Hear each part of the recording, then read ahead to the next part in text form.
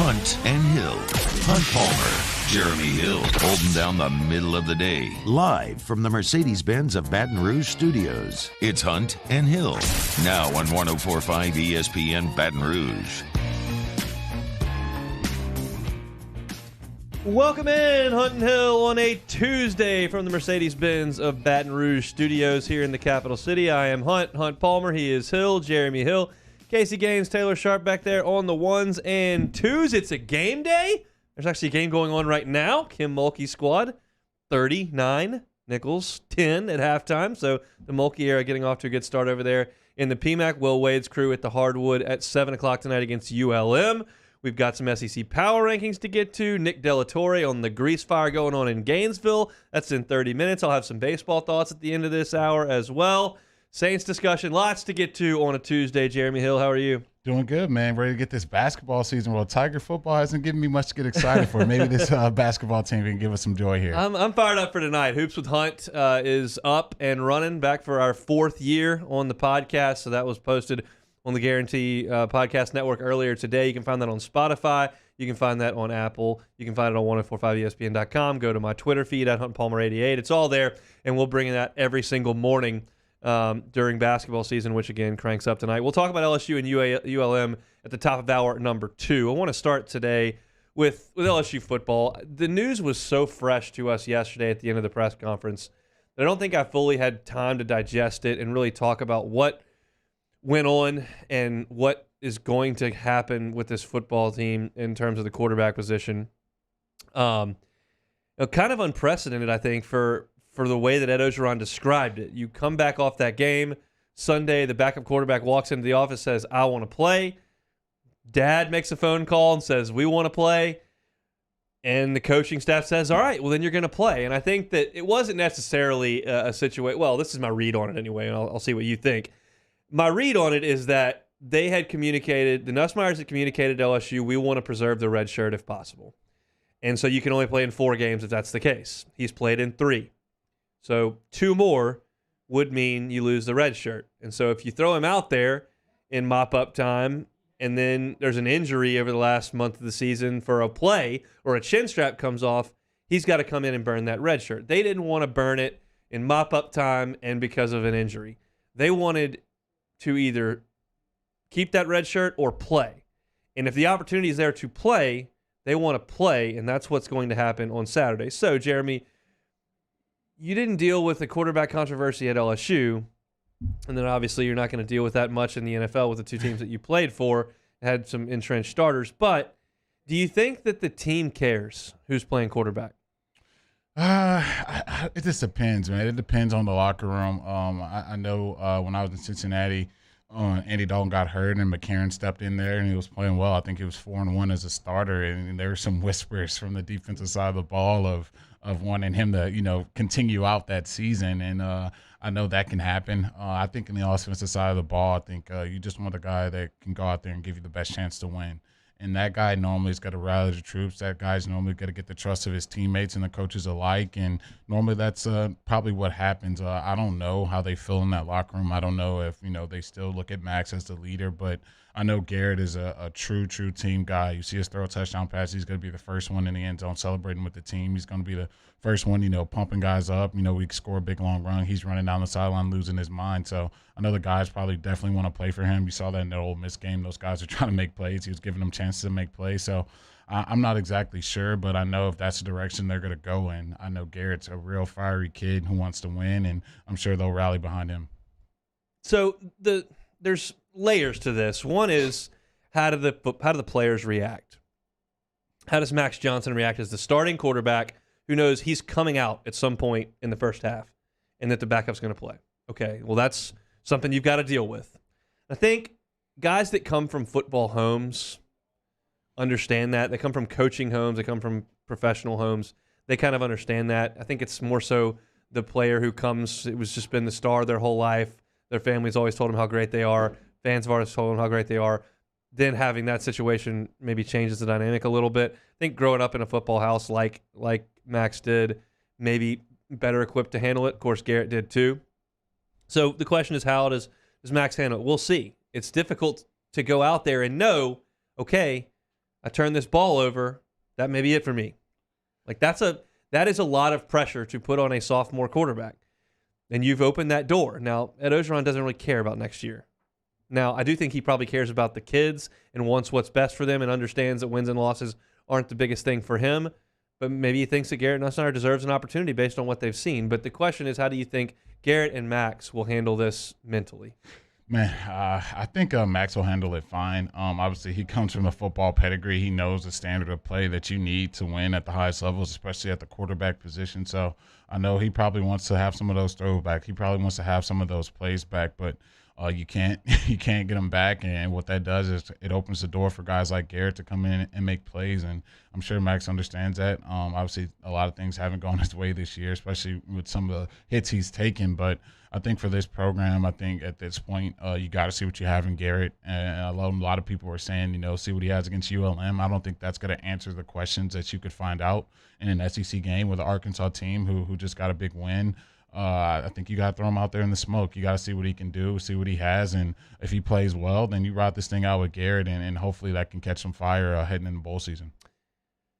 I was ready for a rebuttal, and then you rounded out your thought, and it kind of it cleared things up because you got to see what you got. I mean, I get that for a first-year head coach who's losing and is trying to figure out who in his program can make it work. This is a guy on his way out. So finding out that Garrett Nussmeier is, a good option at quarterback doesn't really help him that much unless you're just talking about finishing the season strong. And if you think he's the best option to do so, I guess that does make sense. I just think the biggest thing I can pull from this is it puts an immense amount of pressure on both guys. And maybe that's good. Maybe they rise to the occasion and try to outplay one another, and it becomes positive. I worry more about the negative side where you turn the ball over, you think your time's done, so that makes you hesitant, gun-shy. You don't make the decisions you need to make, freewheel. We saw the way Max reacted last year when he was given the keys. He really was great, and I don't know how much pressure was on him then. You're taking over for a 3-5 team. This is too strong a word, but I'll use air quotes there. The quarterback failed. TJ Finley did not fail, but he was sat down and brought a new option in, and Max relished that. This is the exact opposite of that, and then Garrett gets this free chance here to go out there and see what he can do. You saw a lot of Garrett in camp. We've seen a ton of Max this year, and as recently his play just hasn't quite been up to the level we expected. What do you expect to see from Garrett Nussmeier when he comes in? Man, I think that the first thing you notice, especially when you do a ton of watching Max and you see Garrett throw a couple passes, the ball just comes out of his hand. The ball comes out of his hand just differently. He has a lot more zip on his passes. I think the arm talent is just has a higher ceiling, and he can make those throws. He can make those cover two throws in the hole where you're running a go route on the outside and the safety's coming over. He can fit that ball in there, and I think that's something that this offense has really been missing. And the thing about Garrett, he's a gunslinger. Those big post routes, those big go routes that we have, the receivers on the outside, he's going to give those guys opportunity time and time again, and those are the plays he's going to be looking for. And obviously, I think he has a great rapport with Jack. I think those guys are going to be hooking up a lot. They spend a ton of time together all throughout their time here as Tigers. So I want to see it. I think at this point you've lost the amount of games that you thought would be unimaginable going into this season. So let's find out. Let's find out what Garrett is, what he has. Can he respond to the pressure? I think in an SEC game at home is the best time to do that. If this was a road game, I would not like the idea of it. But I think you're settled in Tiger Stadium. You got to have the home crowd behind you. It's a big game. I think playing Alabama the way we did last week gives a lot of people hope when this team, when no one had any type of hope. So I think it's a great opportunity to really see what you have, and I wouldn't be upset if he even started. I guess the entire thing boils down from my perspective is do the quarterbacks determine, man, if I screw up, I lose my job, or man, this is a chance to win this job. Now, that's tough to get into that brain space if you're Max Johnson. Say, I can win this job. Well, it's been your job for a year and a half now. Garrett certainly can feel that way, but he could feel if he went out there and forced a ball and threw an interception that Max is going to come right back in, and maybe you've lost your opportunity. So it's just a matter of how you determine your mindset for the game. And I think that the quarterbacks are the two guys you got to think of first and foremost, but you also look at how it affects the team. And when they have a clear-cut leader, signal caller, guy to lean on, as opposed to flip-flopping back and forth and trying to get into a rhythm on offense. Yeah, I think Tiger fans are all too familiar with that. We all remember 2011. You wish you didn't have two quarterbacks, but you kind of, one does something well, the other kind of doesn't do that quite as well, and you juggle back and forth. To me, I would love to just have a situation where you know who your guy is, and I think that's an opportunity that Garrett has in front of him. He knows if he goes out there and plays at a high level and they find a way to win that football game, it's his job, and that's just the way it's going to be. And obviously Max has had his opportunities, and he has a ton of time to grow and become a quarterback that we all think he can be. But the job, I think it's up for the grabs. I think it's up for the taking. If I'm Garrett, I'm licking my chops, and I don't think there's any pressure really. This team isn't on the verge of going to the playoff.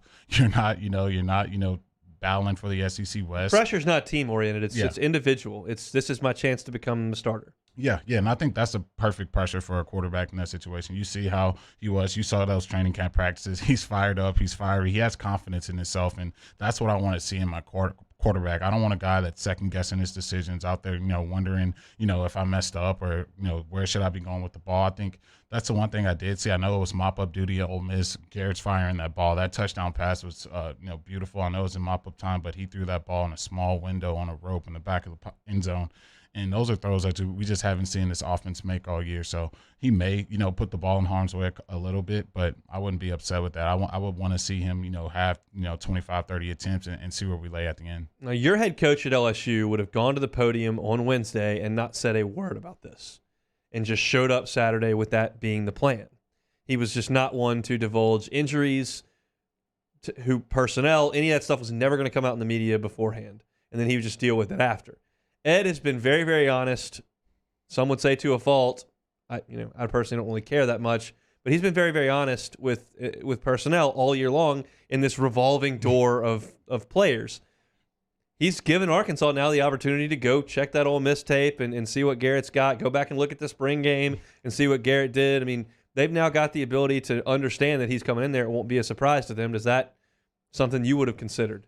Yeah, I think for Coach O, I think he does not care. Yeah, that's his very mentality obvious. Right now is just enjoy. You got a head coaching job in the SEC and enjoy this ride while you got it. I think that's where he's at with it right now, and can't be too upset with him getting fired midseason. But I think for Garrett, it's gonna be a great opportunity. I think obviously watching this offense, I just keep seeing opportunities for guys down the field.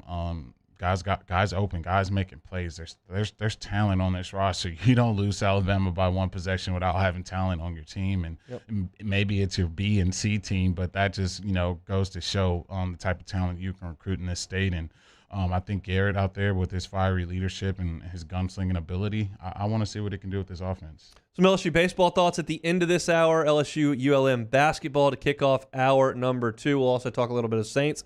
In hour number 2, still got to get to Nick Torre, who's on the Florida beat, where things are absolutely mad over right now. He's in about 17 minutes. But when we come back, some SEC power rankings for you on a Tuesday. It's Hunt and Hill. Hunt Palmer and Jeremy Hill. It's Hunt and Hill. We know you're wagering. Sports betting is here in Louisiana. No better place to get in on the action than the FanDuel Sportsbook. Look, we keep telling you about this. Started last week. It's not live yet, but you can still sign up, create your account on the FanDuel Sportsbook app. We'll give you $100 free bonus bet, $100 right into your account. You use the promo code WNXX. The app is so easy to use. You register. It's easy to deposit, easy to scroll and find your bet. They give you some boosts every single day. On the weekend, they've got super boosts, which give you great odds. You can flip some parlays into some big money. And you can also live bet on games that are ongoing. If you're sitting at home watching a game, want to play some live bets because you like a trend you see, you can do that on the FanDuel Sportsbook app. It is safe, secure, 100% legal. It is regulated, so easy to use, and they're always hooking you up with great offers like the one we're telling you about, $100 with the promo code WNXX. You can use that when the Sportsbook goes live. When you win, you can get paid in as little as 2 hours. That's important. You turn that cash right around. Just download the FanDuel Sportsbook app and register now to get $100 in free site credit. Must be 21 and present in Louisiana. Bonus issued on a non-withdrawable size credit that expires 7 days after FanDuel accepts its first real money sportsbook wager in Louisiana. Unique user identity verification is required. The offer ends on the go live date. Restrictions do apply. See terms at sportsbook.fanduel.com. If you or someone you know has a gambling problem and wants help, call 1-877-770-STOP. We opened up the playbook and expanded our coverage. Listen daily in high definition on 98.1 HD2. We are 104.5 ESPN Baton Rouge. It is not too late. You can enroll today at ITI. Winter classes start November 17th. Our industry-driven curriculum will put you on a new career on a fast track. Enroll today for a better life. I had to pack up all my things. I had to leave my home. And I never knew where I was going next. It felt like I never even had a say. But then you came along. Change a child's story. There's a child in foster care waiting for a volunteer like you.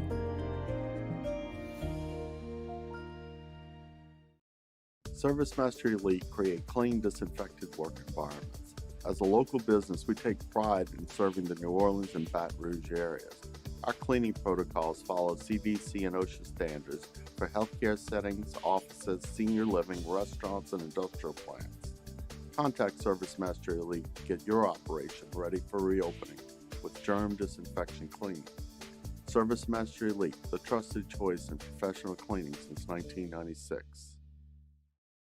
Starting in 1974, Central Plumbing has served Baton Rouge and surrounding areas for all of their plumbing needs.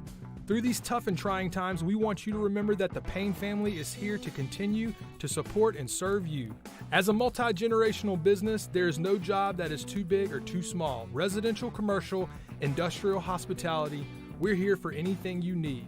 24/7, 365. Give us a call, 225-925-8552. If you're in an accident, a car accident, a slip and fall where you're injured, you need to call an attorney. The defendant insurance company, it's their goal to close the case as quickly as possible and pay out the least amount of money as possible. That's why it's important to call an attorney and call the law office of O.C. Brown. At the law office of O.C. Brown, we're a family-owned firm. We want to be your law firm for a lifetime.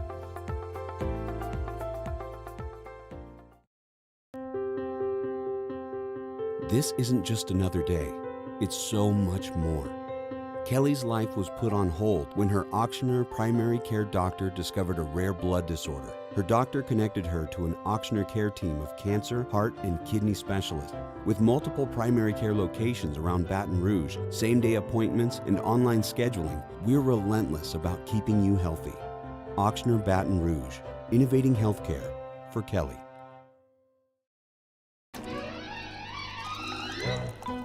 Le posso offrire un caffè? Le posso offrire un caffè? Andiamo insieme da me, non c'è.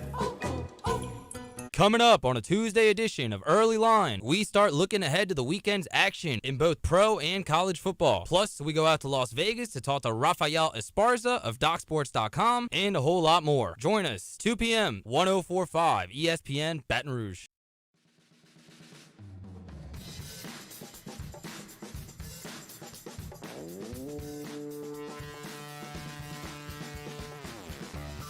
This is Hunt and Hill on 104.5 ESPN Baton Rouge. Out in the open field on a Tuesday, Hunt and Hill, Tigers and Warhawks tonight on the hardwood. That is a 7 o'clock tip-off inside the PMAC. We'll talk about it at the beginning of hour number 2. But now it's some SEC power rankings on the gridiron.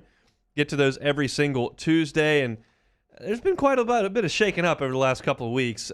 This has been a very fluid season. There's one half, it's in Athens, and there's one half not, it's in Nashville. The rest have just been an absolute crapshoot for about 9 weeks. So I'll go ahead and get into my top 4, Jeremy. I'm not quite ready to make a move just yet. So Georgia's still going to be number 1. They are giving up 6.5 points a game for the season. That is mind-blowing. Now we will see how they handle an explosive Tennessee team. It's not a great Tennessee team right now, but I think it's fair to call them explosive at this point. We'll see, but they get them this week. Georgia giving up 6.5 points per game. They're number 1. Number 2, I still have Alabama there. I think if I put Alabama with any other team outside of Georgia in the SEC on a neutral field, I would take Alabama to win the game. So they're still number 2 in my power rankings. Yeah, they got played really close by a Florida team that's got no wheels left on the wagon. LSU played them really tight, and they're terrible. You lost a game to Texas A&M. I get all of it. I still have Alabama number 2. I do have A&M at 3. If you take out Georgia and their otherworldly statistics, A&M on the season's allowing 14.6 a game, and that's what's giving up 38 to Alabama.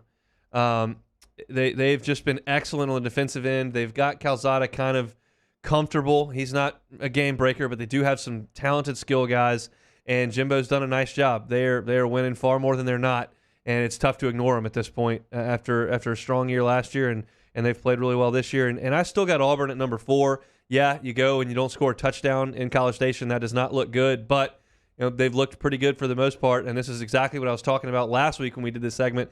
At this point, everybody here's got some significant flaws you can point to. I think Auburn is the cleanest of the rest of the crew, so I've got them at number 4.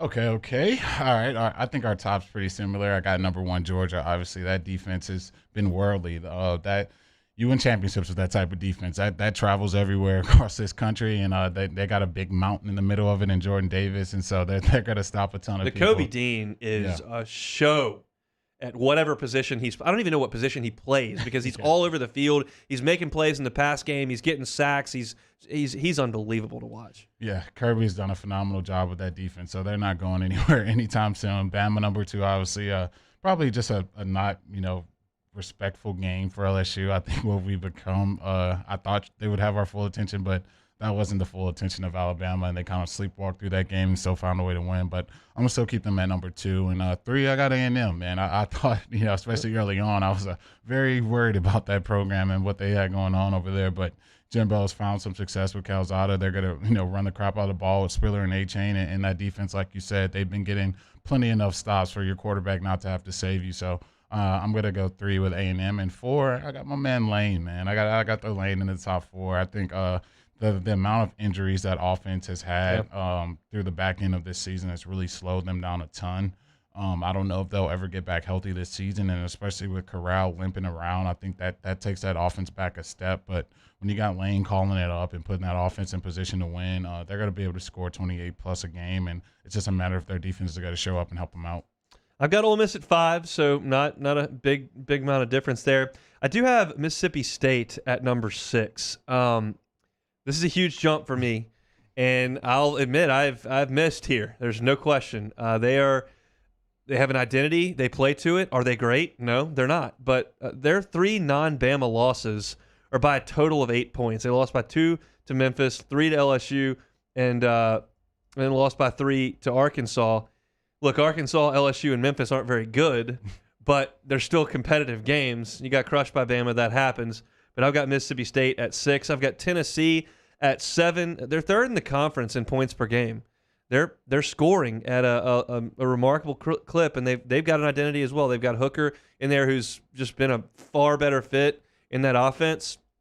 And defense is not very good, but is enough when you score 45 points last week and you hold Kentucky to 42. That counts as a win. And then I've got Arkansas at number 8. They're just a solid, mediocre team, and we'll talk about them the rest of the week. They don't catch my eye doing just about anything, but they're functional on both offense and defense, so I'll give them the nod there at number 8. All right. 5, I got Auburn. Obviously, when your quarterback doesn't play well, especially in a road environment, that's what you're going to see. Just 3 points for that Auburn offense. That's a tough one, but it's just so many teams bunch up around here. But I think, especially Auburn at home, I think they can beat a lot of these teams. So I'm going to keep Auburn at 5. 6, Arkansas, huge win for them. Obviously, the field goal success had a ton to do with that, but KJ Jefferson and the crew, they've done a good job of being way more competitive than I thought Arkansas would ever be heading into the season. So I'm gonna keep them right there at 6, and then 7. I got Tennessee. Heupel has changed that thing around. I know we gave him praise early on in the season for speeding this operation up, but I think putting Hendon Hooker in that environment has really changed everything with that offense. We talked about this early on. They finally found a coach that changed something. It always looked the same for the Dooley, Butch. It always looked the same, and it was in Pruitt. They were just not any good. They were a middle of the pack talent team with a vanilla scheme, and they just got their butts kicked time and time out. he finally came in and says, we're going to be the fastest team in this league, and it's worked. Yeah, it really has. So I got Tennessee right there at 7, and then 8, Kentucky. We see with a team like Kentucky, I think with a real quarterback, that team could really probably compete. But Levis is just so inconsistent. Obviously, he had a lot better game last week, but just playing how he's played all year up and down, it's really hard to win consistently. So I got Kentucky at 8. Blooms off the roads there in Lexington. It is basketball season full steam ahead tonight as they tip it off against Duke. They've lost 3 straight games. Kentucky has. They give up 30 to Georgia, 31 to Mississippi State, and 45 to Tennessee. Their defense is just getting gashed. That was the side of the football we thought they would hang their hat on. You think when they hold Florida down to just 10 offensive points that they're doing something right. Turns out Florida's just pretty weak. So I do have Kentucky at my 9 spot there. I've got LSU at 10. Moved them up 1 spot there because Florida is in free fall. I've got Florida at number 11. They still have some reasonable players, but now you're cleaning house and firing coaches that have been with Dan Mullen for a decade or 2, and it's just nasty down there in Gainesville. I've got South Carolina at the 12 spot. It's a nice win you got there over the Florida Gators. Still not enough to move you way up because you're very bad, but you got them at 12. Missouri at 13. Defense is awful. Basilak hurt. It's just not much to love there, but Vanderbilt still holding it down there in the 14 spot, anchoring down at the end. All right, I think my last 5 are going to shock you a little bit here. Oh, no. I got 9 Mississippi State. Just the up and down, just inconsistency, just not being able to convert in the red zone and score points, and that's kind of how the goofy this Leach offense can be sometimes when you can't just hand the ball to your running backs in 4th and short situations and goal line situations. It creates environments like that, and they couldn't find a way to get that done. So I got Mississippi State down at 9 and 10. I got LSU like yourself. Yep. They would be a lot lower if things went a lot left, but I think there's still some talent on this roster. And playing the number 2 team the way you did, I know I hate moral victories, but that's as moral victory if I've ever seen one. So I got the Tigers at 10, and then 11. I got the Fighting. Wait, I can't even remember this dude's name, man. I can't even. The quarterback? I can't remember it either. South Carolina. Yeah. I got at 11. What a big win for them. Florida, they obviously they've not had the success they wanted on offense, but South Carolina took full advantage of that. So I got them there. And then 12. This one's gonna shock you here. I actually have Mizzou. Oh, wait a second. I got Mizzou. You're the king of the recency bias, but look, it's hard for me to argue. They've gotten crushed. They got crushed by South Carolina. They came here and LSU set a rushing record. Like, it can be argued. I just wouldn't make the argument. All right. Let me make my case for this. South Carolina haven't scored 21 points against an FBS opponent this year. Yep. They had 30 at halftime against Florida. 30. So I got Florida at 13. You're next to the doors. Let's go. That's not very good. The Gators next to the doors. I would have never thought this. I'd love to see it, baby. That's a pretty good segue into the next segment. Look, we're not going to do this all the time because it's not that relevant here. But look, things at Florida have been wildly entertaining for a negative perspective over the last 10 days. Nick Delatorre covers Florida. We're going to have him on from Gainesville to talk about quarterbacks getting hurt dancing in hotels, to firing defensive coordinators, to coaches saying they don't want to recruit. Is that Florida job going to come open? All those kind of things we want to get to. So we're going to go down to Gainesville next and chat with Nick Delatorre on Hutton Hill. Holding down the middle of the day. This is Hunt and Hill. In times of need, get a full list of phone numbers, websites, and other important emergency information on the Demco Stormwatch page at 1045ESPN.com. Our topic today is about savings. What is savings? Hancock Whitney isn't just a bank for our clients. We're investing in our hometowns, making life better for everyone. So keep dreaming. We've got your back. There it is, the extra mile, on the border of expected and extraordinary for those willing to go further, like vans customized for work or play, with safety and tech to keep you connected. Supported by a 5-star sales, service, and finance team. And backed by the 1-star you know. So go the extra mile. It's never crowded because so few have what it takes to go there. Mercedes-Benz Vans. It's no secret. The best oysters in Baton Rouge are at Jolie Pearl Oyster Bar. Enjoy mouth-watering South Louisiana flavor and oysters from all over the country. And don't forget our nightly drink specials.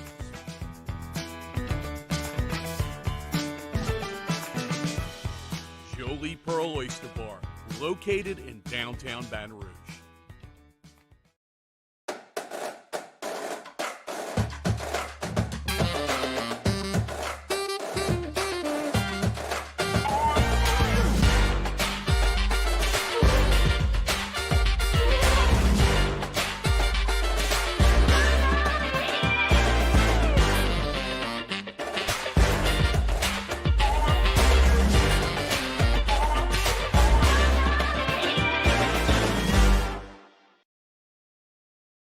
Front to Back Boat Service has been family owned and operated for 30 years. And the Sherman family is NMEA certified. That's the National Marine Electronics Association at Front to Back. They are committed to improving the safety and technology of marine electronics through installer training, interface standards. And look, the fall and the winter, it's the perfect time to do that yearly maintenance you've been putting off. Get those parts you've been wanting. So schedule your appointment today at Front to Back North Airway off of Airline Highway. Tonight, we invite you to celebrate life, wherever and whenever you can, understanding that time is never on our side. Instead, gather up your friends tonight and share a few stories and laughs over a good bottle of wine. Or maybe a family meal that gives everyone a chance to reconnect and remember what's really important, whether it's for a birthday, an anniversary, or simply to remind someone special that they are loved. Rafino's, where Louisiana comes to celebrate life. Yo, Jake here for Patient Plus Urgent Care Clinic, the place that's going to be convenient for you during an inconvenient time. Look, you hear me talk about my 4 boys all the time, and sometimes things like stitches, well, they happen. And in fact, they have. And Patient Plus is always taking care of us, just like they'll do the same for you. And now with 7 convenient locations across the Baton Rouge area, open from 9 a.m. until 9 p.m., 7 days a week. And also at PatientPlusUC.com, you can sign up for your appointment on the way to the clinic. That's Patient Plus Urgent Care Clinic. Get in and get better. Eli's always been into grilling. It took us a while to see it, but the signs were there. What are you doing, Eli? I knew grilling was my thing. I have been talking about it throughout my career. Happy with the results? I am. Got the new grill from barbecueguys.com. It performed great. My advice, as I always told my boys, do more of what you were born to do. Barbecue Guys, for those who were born to grill. You want cheese on your burger, Pops? I'll take a little cheese. Gulf Coast Bank and Trust is giving our customers the power to bank anywhere, anytime during this challenging event. And we're right there with you. Hey, it's Matt Moscona inviting you to join us for Tuesday's AFR, presented by Insurance Network of Louisiana. Will the Saints land OBJ? We'll find out. And LSU basketball tips off. We'll preview Will Wade's squad. Join us 3 to 6, 104.5 ESPN Baton Rouge.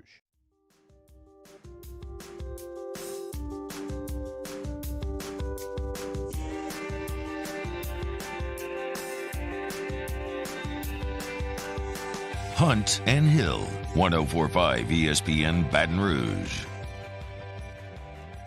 Back here on Hunt and Hill on a Tuesday. We thought things were bad around here, and they're not good, but things have really heated up in Gainesville over the last 2 weeks. So let's go down to Gainesville, Florida, and chat with Nick De La Torre, covers Florida for the Rivals Network. Nick, how's it going? It's going well. Me and Brody Miller and Ross Bellinger, when he was on the beat, used to always go back and forth with which was the most chaotic beat to cover. So LSU and Florida probably saw that LSU fired a coach, and they were like, oh, hold my beer. Let's see what we can do.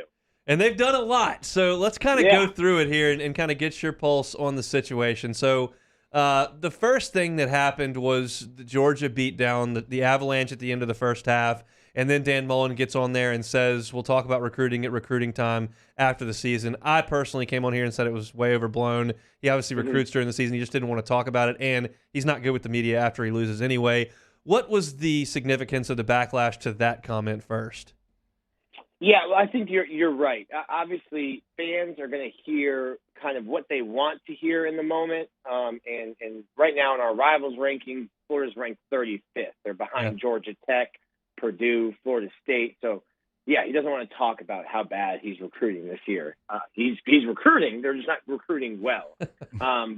But But when the fans are already mad, when you lost to LSU, an LSU team in 2020, I mean, this is kind of where this whole thing really starts. If we go back to the 2020 season, that losing to an LSU team that was decimated by injuries and departures, and then starting, losing to an LSU team that had already agreed to fire their coach before the game even kicked off, even before the Georgia game. So it's kind of started, that started the spiral. LSU started the spiral for this season. So fans are already mad. They didn't want to hear about that.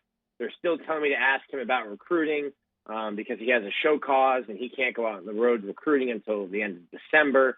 So it's kind of just been mounting frustration from the fan base. Obviously, the coach who's in charge of it all is frustrated.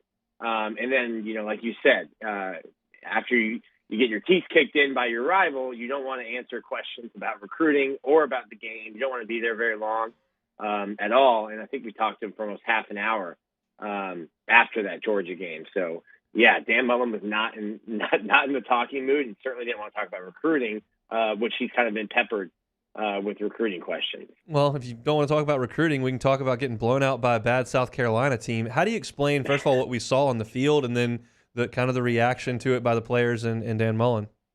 I mean, it's not just a bad South Carolina team.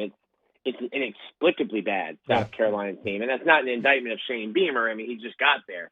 But it's a South Carolina team that needed a miracle drive to beat Vanderbilt by 1.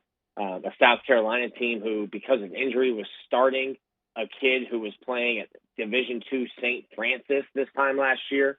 And Florida, it wasn't a fluke, it wasn't, Florida had 15 penalties or field goal missed the upright. Florida was dominated on both lines of scrimmage. After about 10-10 in the game, which was early second quarter, Florida wasn't competitive in the game for 45 minutes or so. So it was just a complete beating. And Dan Mullen, we asked him Monday, what happened? He said, I don't know. We weren't tough. We didn't play tough enough.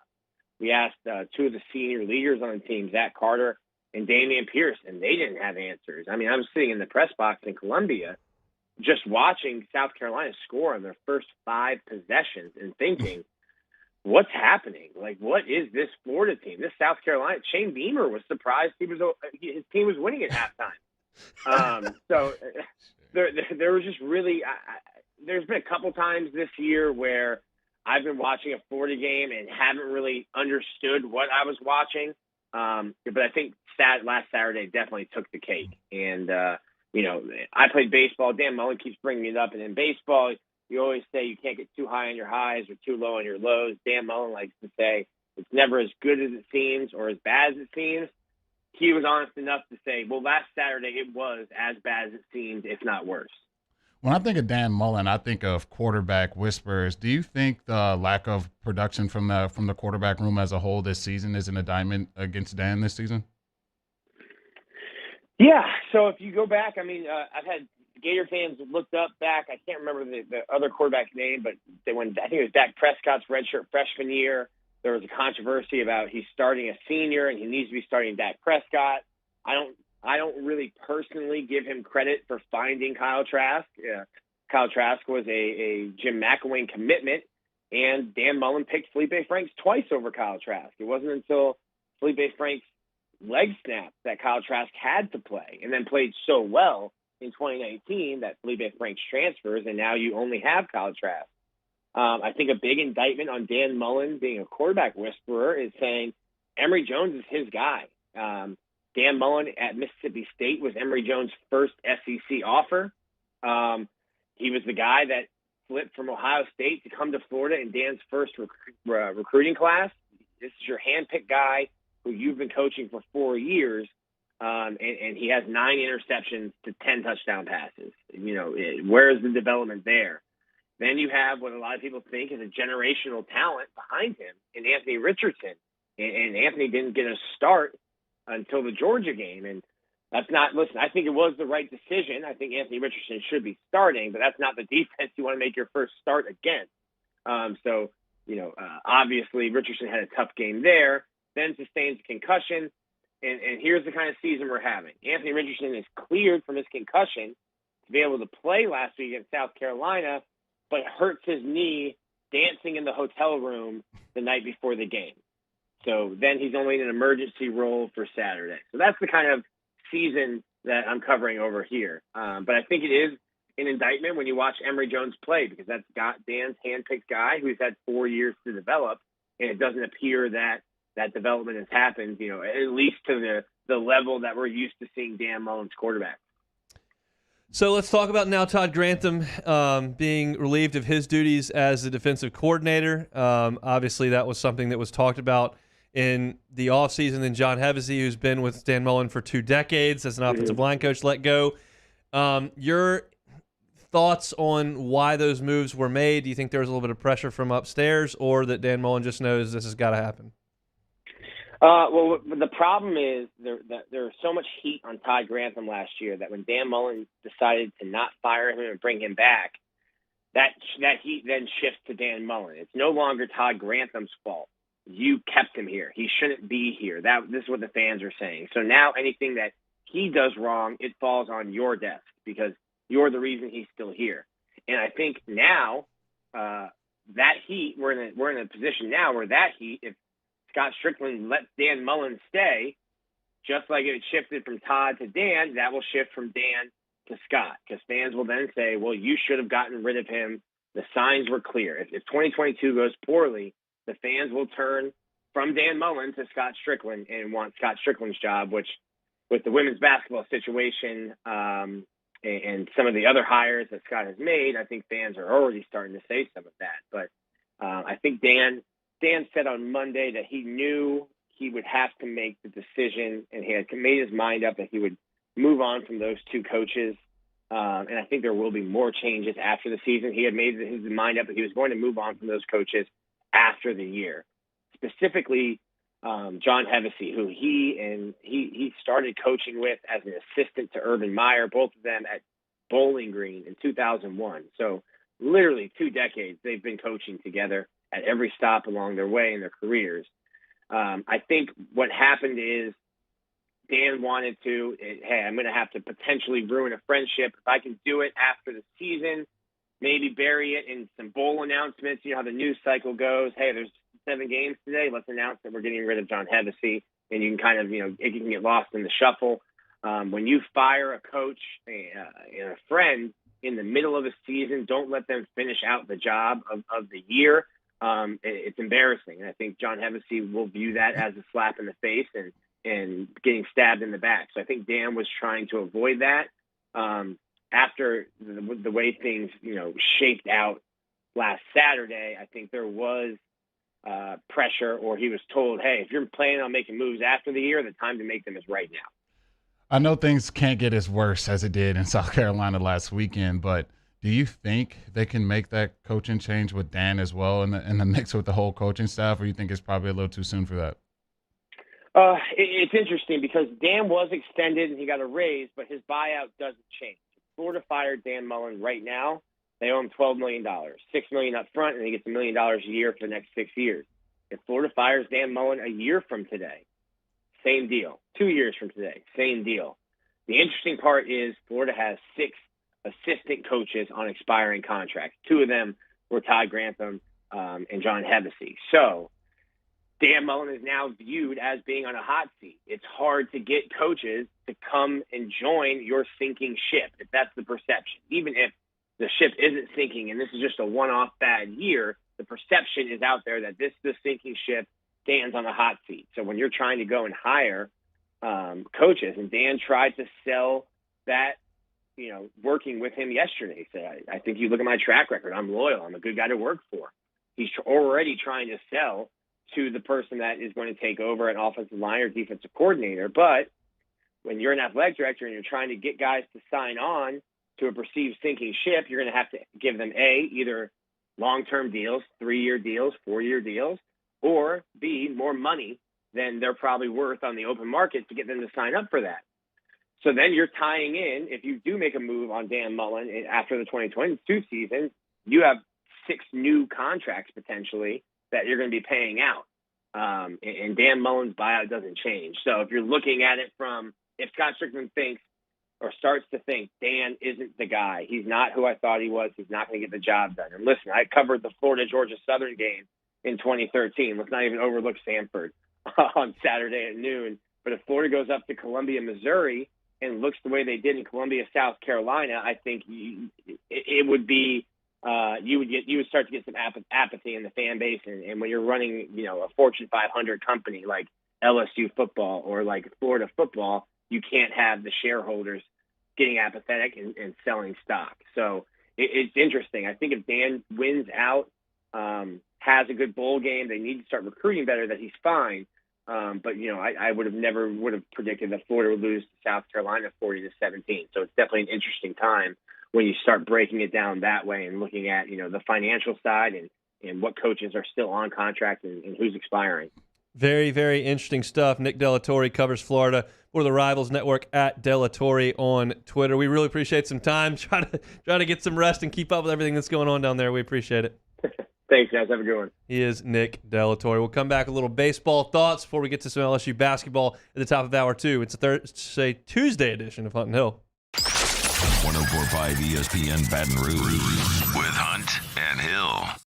Our listeners fire up their opinions on the jimsfirearms.net hotline at 499-1045. Keep listening for your next chance to shoot us your thoughts with the jimsfirearms.net hotline on 104.5 ESPN Baton Rouge. Follow us on Twitter at 1045ESPN to cast your vote in the Citizens Bank and Trust poll of the day. Vote daily inside Off the Bench, Hunt and Hill, the early line. And after further review, Citizens Bank and Trust brings you the poll of the day via Twitter at 1045ESPN.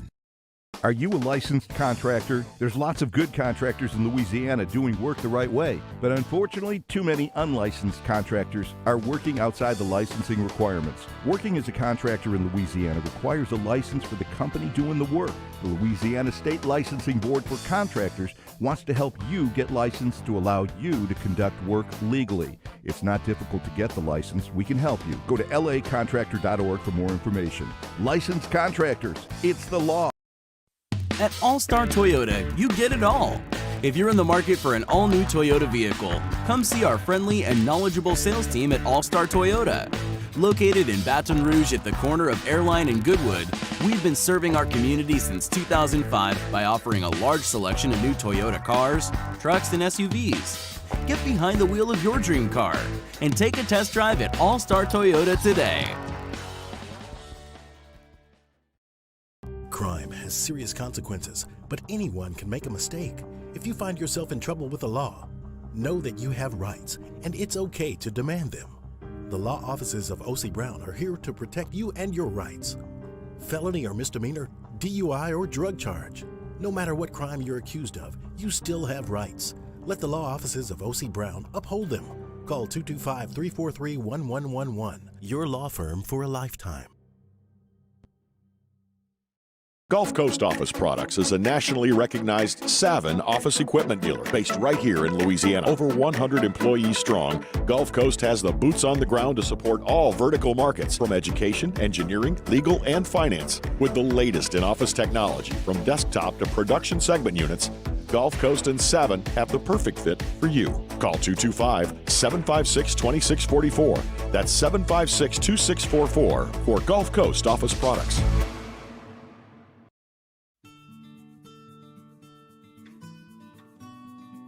This is a house call. This is a follow-up appointment. This is a diabetes checkup. This isn't just more convenient care, it's more advanced care. This is innovating healthcare at Louisiana's #1 hospital, Auctioner. If home is where the heart is, a roof is a shield. That's why for over 25 years, South Louisiana always turns to Garcia Roofing and Sheet Metal. For more information, visit Garcia. Coming up on Wednesdays Off the Bench, Matt Flynn back for some blustering as he tells you what the Tigers should do at quarterback. And a brand new Would You Rather Wednesday. Off the Bench, 7 to 10 a.m., 104.5 ESPN.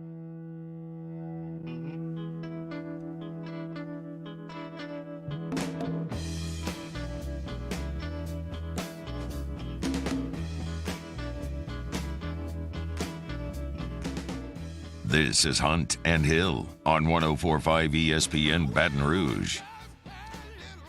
Putting a wrap on hour number one with some baseball thoughts from the last couple of weeks. LSU obviously with a 20-inning scrimmage against UNO played a couple of 10-inning games, I believe. A little break in the middle of them. Just some things that caught my eye for sure. Tyler McManus, who is the catcher LSU brought in from Samford, has swung the bat with some serious authority in the fall. He is leading the team in home runs. He hit a big home run on Sunday. And, Jeremy, you're looking at a team who, from the catcher position last year, got a batting average somewhere right around 140, and it was a black hole in the lineup. Now, Alex Milazzo did the majority of the catching last year, and he is an excellent defensive catcher, and I think he does have a role on this team. But you just can't have a spot in your lineup that's hitting 140. That's just not a championship level. And I realize that LSU has used some guys like Andrew Stevenson, hit below 200 and played center field in his first year in 2013. But the way that McManus is swinging the bat, I like Milazzo behind the dish catching, but McManus, if he's a thunder stick, you probably got to get him in there. Yeah, you gotta get the bats in there. I think especially with the schedule they're going to be playing, some of these lineups that they're going to go against, you're going to have to score some runs. I would love to have it. Our pitchers are holding teams to 1 and 2 runs, but with the firepower that's in the SEC, it's going to be tough to do. So you got to put your bats in there. And McManus has been playing well, and hopefully he can continue that play, because if you can get that type of production from the catcher position with all the bats we have in top of that order, things can start coming together real nicely for Jay Johnson here. Makes you mighty deep. One guy that's kind of pushing himself into the noticeability frame here is Cale Lansville. He's a freshman from Colorado, right-handed pitcher. He threw 3 innings against UNO on Sunday, struck out 6, and didn't give up a hit. I saw him a couple of weeks ago. He's got to make it. He just looks like a starting pitcher. The lineup is so smooth. It's such an easy delivery. He's 91, 92 miles an hour. The curveball really has some depth to it. He's going to be a starting pitcher in his time at LSU, and I would not count him out of starting for this team. He's been very impressive. The other guy who kind of lit up the stat sheet was Ty Floyd. He struck out 6 in his 3 innings of work as well. We know Ty Floyd last year coming out of the bullpen, high spin rate fastball, a guy that was really effective for an inning. Going to have to develop that secondary pitch if he wants to become a starting pitcher and really be a force anywhere in the bullpen. And it seems like he's starting to do that a little bit. So those are 2 pitchers that I've certainly noticed. As far as the outfield goes, Giovanni DiGiacomo has been in and out, kind of dealing with some injuries, and then hasn't swung the bat exceptionally well when he's been in there. They've played Dylan Cruz a little bit in center field, which would open up a right field spot. Brody Drost is getting some looks there. Braden Jobert is getting some looks there. Josh Stevenson, the freshman, Andrew Stevenson's little brother, is getting some looks there. So, Dugas and Cruz are going to play in the outfield. That's a given. It's the other spot, whether that's going to be center field or right field. Cruz has the ability to go to center field, and those 2 guys are kind of making a push. And it's nice to have, got maybe 40 home runs between Cruz and Dugas in center and left. You got to find a spot in right field, and those guys are kind of making a push. So if you're in there, especially for this lineup, would you prefer the third guy be kind of a speed guy, or kind of a guy who really bats for high average and kind of has some pop in that bat? I think probably doubles is the most important thing. Brody Drost is a great athlete and has shown some home run power. Hit a home run in the Super Regional. Hit a big home run against Mississippi State in Game 3. I remember that because I called the game, so I remember those specifically. But I think doubles and making sure that you can run. I think having some speed in there to run a little bit is good as well. The reality is that a lot of these guys are going to get some at-bats in February and March before you kind of settle in on what you do in the middle of April. We know Paul Maneri was always making changes, moving things in and out, moving different guys. There's enough depth on this team that I think you're going to see that here too. And having 11 guys that can go out there and play is not the worst thing in the world. Yeah. That's the amount of depth that's on this team and the pitching staff and in the lineup as well. It's so crazy. I couldn't imagine trying to figure out this scholarship situation and which guys are going to have what and which guys are going to go which way, because this team, obviously we got our heavy hitters at the top, but I think there's a ton of guys that can actually, come in this lineup and help, whether that's just running bases or just batting, or even some of these guys are going to come in and relieve. And I love seeing Rezelman not giving up runs, striking out 3. He's coming alive, and I'm really curious to see who he's going to really start. I know he's trying not to make a big deal about it, but which guy's really going to trot out there every weekend and be your first 3 guys? I have no idea who that will be at right now.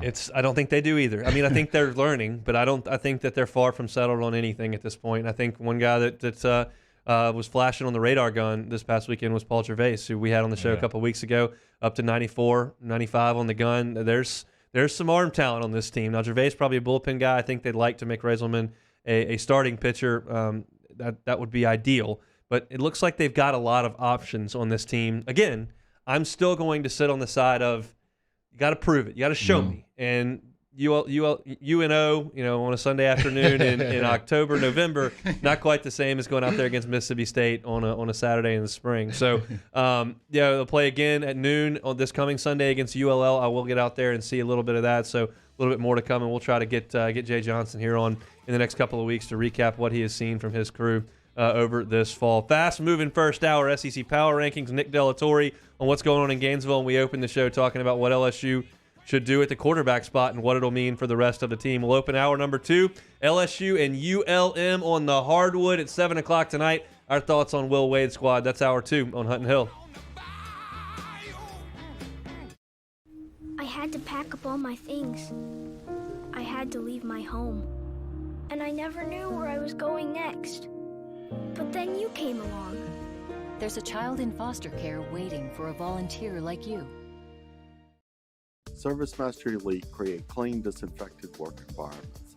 As a local business, we take pride in serving the New Orleans and Baton Rouge areas. Our cleaning protocols follow CDC and OSHA standards for healthcare settings, offices, senior living, restaurants, and industrial plants. Contact ServiceMaster Elite to get your operation ready for reopening with germ disinfection cleaning. ServiceMaster Elite, the trusted choice in professional cleaning since 1996. Our topic today is about savings. What is savings? Hancock Whitney isn't just a bank for our clients. We're investing in our hometowns, making life better for everyone. So keep dreaming. We've got your back. Starting in 1974, Central Plumbing has served Baton Rouge and surrounding areas for all of their plumbing needs. Through these tough and trying times, we want you to remember that the Payne family is here to continue to support and serve you. As a multi-generational business, there is no job that is too big or too small. Residential, commercial, industrial, hospitality, we're here for anything you need. 24/7, 365. Give us a call, 225-925-8552. If you're in an accident, a car accident, a slip and fall where you're injured, you need to call an attorney. The defendant insurance company, it's their goal to close the case as quickly as possible and pay out the least amount of money as possible. That's why it's important to call an attorney and call the law offices of O.C. Brown. At the law office of O.C. Brown, we're a family-owned firm. We want to be your law firm for a lifetime.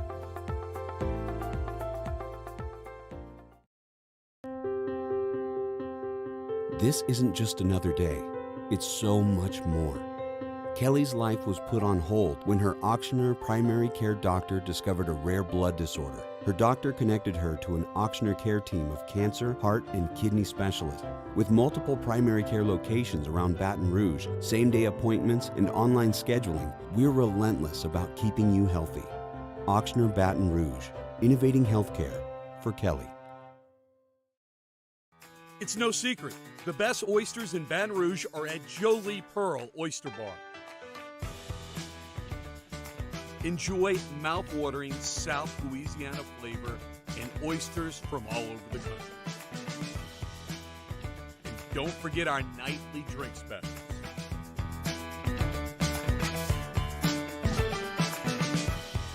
Jolie Pearl Oyster Bar, located in downtown Baton Rouge.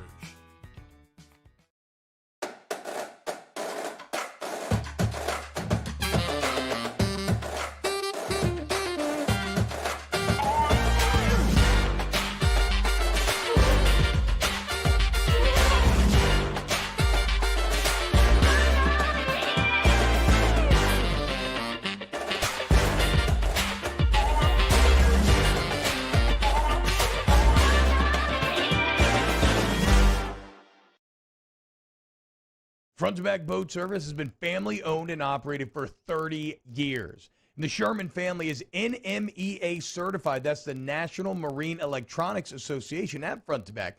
They are committed to improving the safety and technology of marine electronics through installer training, interface standards. And look, the fall and the winter, it's the perfect time to do that yearly maintenance you've been putting off. Get those parts you've been wanting. So schedule your appointment today at Front to Back North Airway off of Airline Highway.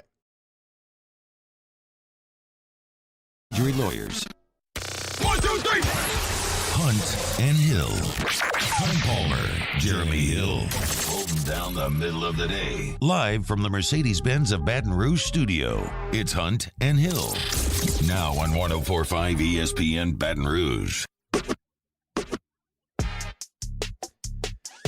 Hour 2 on a Tuesday. It's a game day here in the capital city of Baton Rouge on a couple of fronts. Kim Mulkey's LSU women's basketball debut in the regular season is just gone final 82-40. The final score. LSU's women moved to 1-0 in the Mulkey era. Kayla Pointer, a triple-double for the Lady Tigers. 16 points, 13 assists, 11 boards. That's how you get off on the right foot. Oh man, that's why we brought her. That's why I trust Woodward in the crew. That's why we got her over here, get something cooking with the program. Honestly, I just remember as a kid just having Simone Augustus, Sylvia Fowles just dominating LSU women's basketball. And those days have quite been gone for a while now, just really competing at that highest level. And I think bringing her here is going to get us closer to that and just really see her taking over this program and really bring a force in the SEC. Obviously, 11 o'clock on a weekday, tough to fill the PMAC up. If you'd like to go check out Kim Mulkey's LSU squad, you can do that on Sunday. They're in the PMAC at 12:30 against Florida Gulf Coast. Not sure if their women go by the moniker of Dunk City. My guess is probably not. But Kim Mulkey squad back in action at 12:30 on Sunday in the PMAC. LSU and ULM tonight, 7 o'clock. Will Wade and his team will open their season against the Warhawks. And Keith Richard, who was an assistant coach here under Trent Johnson, has been at ULM now for 12 seasons. So we'll talk about LSU, and then I'll get into a little bit of what to expect from ULM. If you're looking for some in-depth basketball stuff every single day and just an easy place to go check it out, Hoops with Hunt is my daily LSU basketball podcast, 15 to 20 minutes every day. It'll be part of the Guarantee Podcast Network. You can find it on Apple, Spotify, 1045ESPN.com. You can find it on my Twitter. We'll run it every single morning.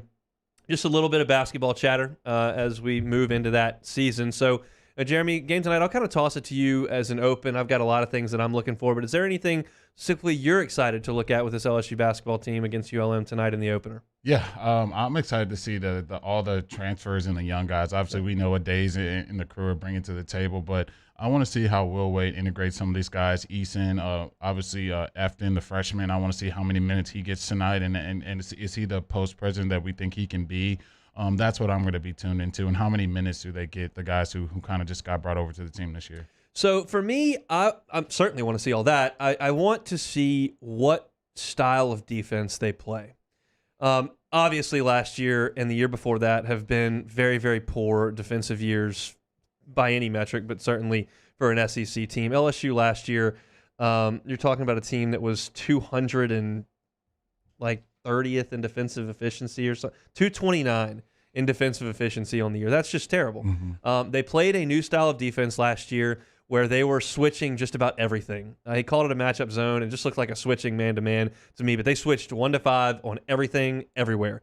And it caused some teams some problems early in the year. Louisiana Tech, who was pretty good last year, could not figure it out. They smothered them. A&M early in conference play has no chance to figure it out, and A&M was a bad offensive team.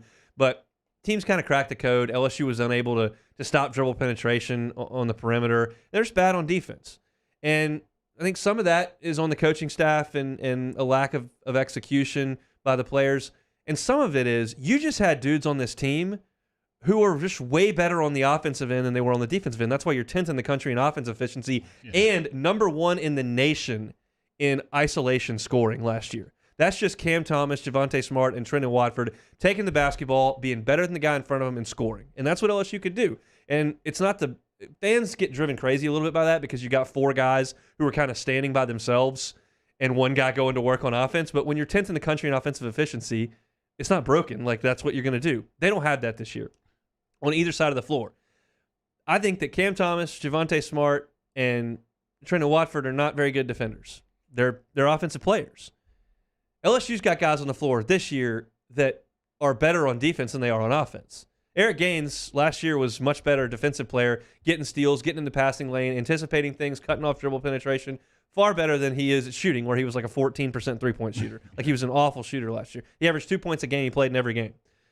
He's better on defense. You look at Mwani Wilkinson, who's going to play a lot for this team, said in an interview last week, I want to be the defensive player in the year in the SEC. I didn't hear that come out of Cam Thomas's mouth last year. Javonte didn't say that in his 3 years at LSU.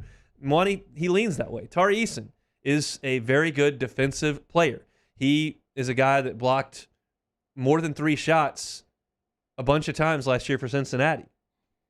4 times, actually. He's a shot blocker, 6'8". Sharif O'Neal, when he's on the floor, is an athletic, long, disruptive player on the inside. So I think LSU is going to have more guys on the floor who are better at defense, and hopefully that translates to a better defensive team. Yeah, I think you got the right recipe to see some defense tonight, especially with ULM. They shot 41% from the field last year, so they're not very good on offense. So you should see our defense really, play well today. I think that's something that they're going to hang their hat on. If you listen to Will Wade talk, you listen to how he's handling these press conferences. He wants this team to be scrappy. He wants them to play hard. He wants them to rebound the basketball and play a lot more defense than they did last year. And I think that's what kind of ailed this team last year. You couldn't get critical stops when you need to get them, and it forced you to, really have to score a lot more points than you would generally have to going into a game, and you saw them not have the success that they want to have. So I think if you're Will Wade and the crew, getting this team to play defense at that high level and get easy buckets in transition, I think it will be a recipe for this team to have some success this year. My concern is a little bit on the offensive end, and maybe Will Wade is as good enough offensive coach. They've been really good on offense his entire time here, but they've had Tremont Waters and Skylar Mays and Javonte Smart and Cam Thomas. That helps that. So obviously you hope that a lot of that was coaching, but there is some of that was players. I'm concerned about the offense, specifically in the backcourt. Xavier Pinson is a very experienced player. He's played in 88 games over 3 years at Missouri. But he was a poor shooter last year in terms of percentages, around 30% from the three-point line. Eric Gaines was a terrible offensive player last year. He shot it poorly. He turned it over. He was unable to finish at the rim because he's just a skinny, young player playing in a league full of men. And then you lose Adam Miller, who's going to be probably your leading scorer, I think. And you add a freshman into the mix there in Brandon Murray, who – obviously his role is going to increase. So if your 2 guards are Murray and Gaines, that could be offensively challenged, and Pinson didn't shoot it that great last year. So I'm concerned about that. Now, on the flip side, LSU didn't have any post scoring last year. Days doesn't play on the post. Josh LeBlanc is not a good offensive player on the block. None of the other players that they brought in with some size, Sharif was out the whole year. Brian Penn Johnson just straight left. Josh Gray wasn't good enough to play. They didn't have any ability to score around the rim last year on the block.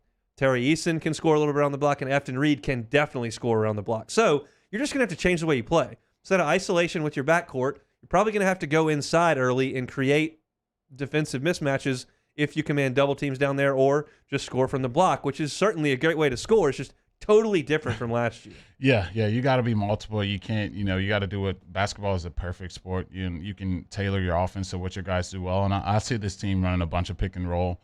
Trying to get these bigs, low position in the paint, maybe some dump offs, maybe some alley-oops. Just try to really score easy buckets. I don't think you'll see our guards running off pin-down screens like Steph Curry and doing all those things, trying to get open threes. I think it's going to be more of a forward and center-based attack where you just kind of play inside-out basketball, and I think that's kind of what we have, especially with the length. And if you get Sharif back, you got another 6'9", 6'10" guy. You can kind of mix in that bunch and really go, 3 or 4 deep with guys who are 6'9" or taller who can really, get you some easy buckets, and something that you really couldn't do last year if the guys weren't hitting perimeter shots. So I think that's kind of the direction I think Will Wade in this offense will be, because just saying that we're going to be, running around picks and getting open shot threes, I don't think that's going to be how we run this offense.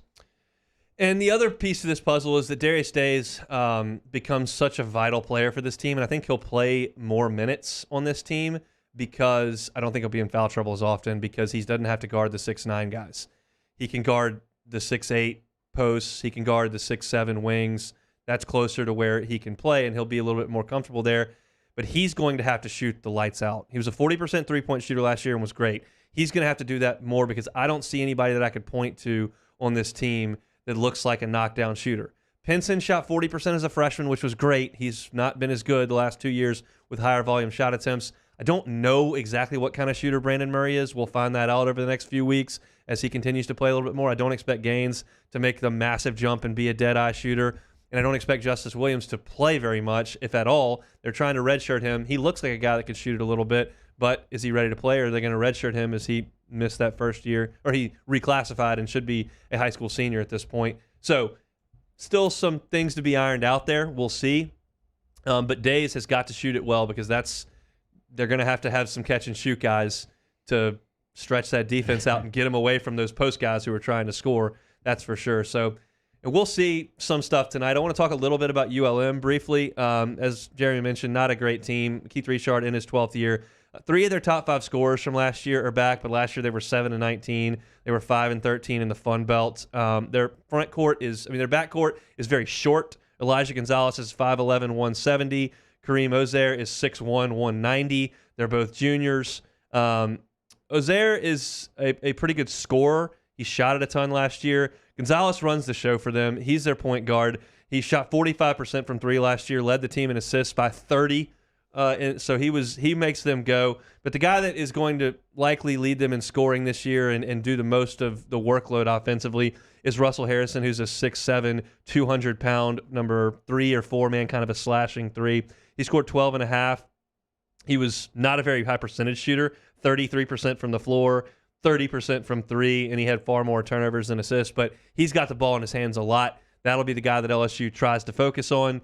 I think that's assignment potentially for Days, potentially for Eason, just depending on where they've got him out on the floor. If he decides to play more on the outside, maybe you put Mwani Wilkinson on him and try to bother him there. But it's not a great ULM team. They do have a little bit of size coming off the bench if they want to use it. That's the thing I always look at with some of the smaller schools. It's hard for them to get 6'9" guys that can play. There just aren't that many of them, so they generally don't have them. Usually when you got a 6'10" guy at a Sun Belt school, he's not a great player. He can get in the way, but not generally a great player, and that's kind of the case here. But tonight, not really about ULM. It's about LSU going out there and taking care of business. Yeah, it definitely is. This is the perfect recipe to run your stuff and do what you do well and get guys confidence. And I think, height is going to be a factor. I think 4 of their 5 starters are coming back from this team. They have a little experience, but all those guys are under 6'8". So you're going to have the height advantage. Like Will said, he has those tall lineups that he might want to get to. And I think that's kind of what you'll find out in games like this. What lineups work well? Where do you get your bang for your buck and the plus minus and guys playing well together? And that's what you'll find out tonight. Can't wait. LSU and ULM, 7 o'clock tonight from the PMAC. Interesting little promo. If you're planning on going out to the PMAC, the game is at 7. From 6 to 6:30, they're having what they call a happy hour. Concessions and drinks, including alcoholic beverages, all half off from 6 to 6:30. So an hour before tip to 30 minutes before tip. You're looking for something to do, want to get out to the PMAC a little bit early, have something to eat and get something cold to drink. They got it half off for the first 30 minutes while the stadium is open over there at the PMAC. So I'll be out there. Can't wait to watch the Tigers, and we'll be reacting to it tomorrow on Hoops with Hunt in the morning and then again on Hunt and Hill from noon to 2, as we always do. Let's take a timeout, move towards some Saints discussion coming back. Where do the Saints go after that tough loss on Sunday? That's next on Hunt and Hill. Serving up the latest from the sports world. It's Hunt and Hill. We opened up the playbook and expanded our coverage. Listen daily in high definition on 98.1 HD2. We are 104.5 ESPN Baton Rouge.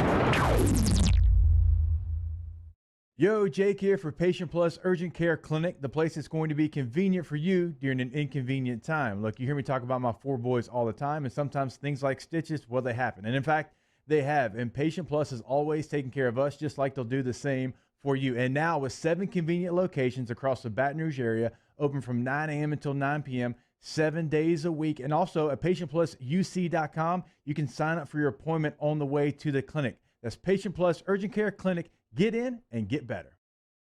Our topic today is about savings. What is savings? Hancock Whitney isn't just a bank for our clients. We're investing in our hometowns, making life better for everyone. So keep dreaming. We've got your back. Tonight, we invite you to celebrate life, wherever and whenever you can, understanding that time is never on our side. Instead, gather up your friends tonight and share a few stories and laughs over a good bottle of wine. Or maybe a family meal that gives everyone a chance to reconnect and remember what's really important, whether it's for a birthday, an anniversary, or simply to remind someone special that they are loved. Rufino's, where Louisiana comes to celebrate life. Eli's always been into grilling. It took us a while to see it, but the signs were there. What are you doing, Eli? I knew grilling was my thing. I have been talking about it throughout my career. Happy with the results?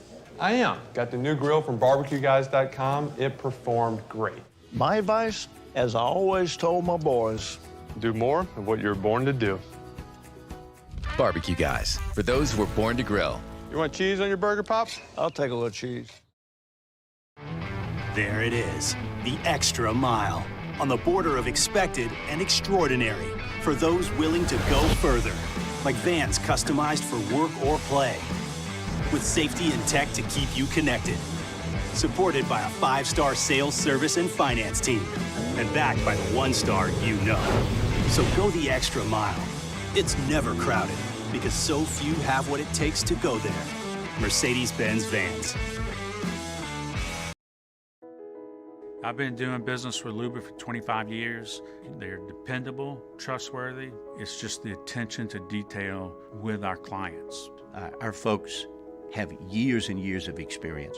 They're highly trained professionals, but many companies have that asset. What I'd like to think makes Luba a bit different is that we use those talents in a way that truly is dedicated to serving the needs of the folks who depend on us. Are you a licensed contractor? There's lots of good contractors in Louisiana doing work the right way, but unfortunately, too many unlicensed contractors are working outside the licensing requirements. Working as a contractor in Louisiana requires a license for the company doing the work. The Louisiana State Licensing Board for Contractors wants to help you get licensed to allow you to conduct work legally. It's not difficult to get the license. We can help you. Go to lacontractor.org for more information. Licensed contractors, it's the law. Crime has serious consequences, but anyone can make a mistake. If you find yourself in trouble with the law, know that you have rights, and it's okay to demand them. The law offices of O.C. Brown are here to protect you and your rights. Felony or misdemeanor, DUI or drug charge. No matter what crime you're accused of, you still have rights. Let the law offices of O.C. Brown uphold them. Call 225-343-1111. Your law firm for a lifetime.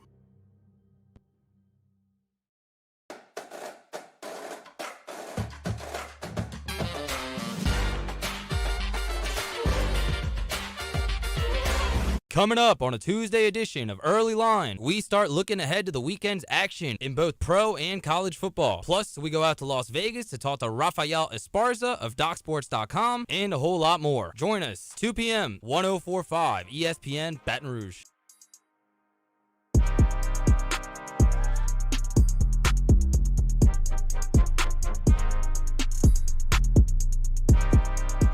Hunt and Hill, 104.5 ESPN Baton Rouge. I'm gonna have to crack some skulls in the Bayou Ford chat on the YouTube channel. People just trashing North Louisiana in there. Look, there's some good things about North Louisiana. The Independence Bowl. Very good. Oh, man, that's moving the needle in bowl season, huh? Been to many Independence Bowls in my day. The Snow Bowl, great game. Went down in the tunnel and ran wind sprints to try to warm up at halftime. Oh, man. The Independence. I can't remember the last one I've watched of the host. But hey, man, we may be in it this year, so let's go. So when I was growing up, the Independence Bowl had some really good games. In my childhood, I watched, not playing each other, but these teams played. LSU, Notre Dame, Oklahoma, Nebraska, Miami, Ole Miss, Alabama, A&M, Mississippi State. It was Auburn played in it. Georgia, when I was in college, played in it. We had a legit SEC tie-in with the Big 12. It was some real stuff. They lost the SEC tie-in, and things kind of went south. You hate to see it. But you know what? Yep. North Louisiana is not so bad. Everybody calm down in the Bayou Ford chat. Hit the like button, too, if you want to do that. That'd be great. Let's talk a little bit about the Saints. In You know, a lot's been made over the last couple of days about just the ridiculous amount of drops that they had in the first half. Just about everybody they threw a ball to dropped it here or there. What do you make of Trevor Siemian's performance? It's easy to look at the stat line and then say they only scored 3 points through 3 quarters. This is a disaster. But how big a deal are the drops, and what do they have to work with there? Yeah, I think Trevor played exactly how you thought, and I think how he responded in the fourth quarter, even after all that adversity, shows you he's a guy who's been there, done that, has played in a bunch of NFL games. In the moment, obviously he's not going to have the arm talents of some of the Aaron Rodgers in the world, but the moment won't be too big for him, and I think that's what you saw in the fourth quarter. Obviously, those drops, I think you pointed to it early in the week. None of those guys could go to any other team and be a number 2 or number 1 receiver. They just don't have those guys. And even if you look at the tight end position, you definitely can't point to a guy in that tight end room that, you would think is a guy. Troutman's been a disappointment. They sat Juwan Johnson because they needed a special teams roster spot. It's kind of a mess there too. Yeah, so you don't really have elite weapons on the outside, and also you don't have it at the tight end position, so that makes your passing game so hard. And then if you're not running the ball at a high clip, they did an okay job, but not the high clip that you would normally love to see from a Saints football team. It's going to make that play action game not quite hit the same. And I think Trevor can do a job. I think you just got to continue to try to get this run game going, because if you don't, it's going to really be tough to really score the amount of points you're going to need to win in this league. Disappointing output from the defense as well, because the defense is going to have to carry them. And this is something that I've been on for the last 3 weeks, and the more I talk about it, the less relevant it seems, the less correct it seems, because I can sit here and tell you that the Saints' next 4 games are absolutely brutal. You're at the Titans, who are playing great. You're at the Eagles.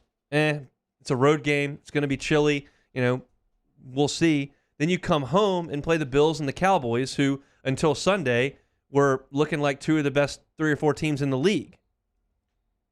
But you continue to go back on this schedule, and none of that seems to make any difference. They go crush the Packers. They die against the Panthers, who are awful. Then they go beat a Patriots team that looks to be playing really good right now. Then you lose at home to the Giants. Go to the Seahawks to get a win. No Russell Wilson. You beat the Bucs, then you come home and lose to the Falcons. Like, they haven't done anything on schedule. So I would say I hate the situation they're in. I could easily make the argument, okay, they've got a quarterback who's a below-average quarterback. Their wide receiver core stinks. They just lost to the Falcons. They're 5-3. They're playing 4 really difficult games. Their season's going to be over here in 3 weeks. I could easily make that argument. And then I could come back on the flip side and say, Siemian played a lot of the game against the Bucs, and they won that game. And he played a lot better. He played okay, really well in the second and the fourth quarter against the Falcons. If they catch the football, which is easy to do, they're in that game against the Falcons. They probably win it. They still crush the Packers. The defense is really good.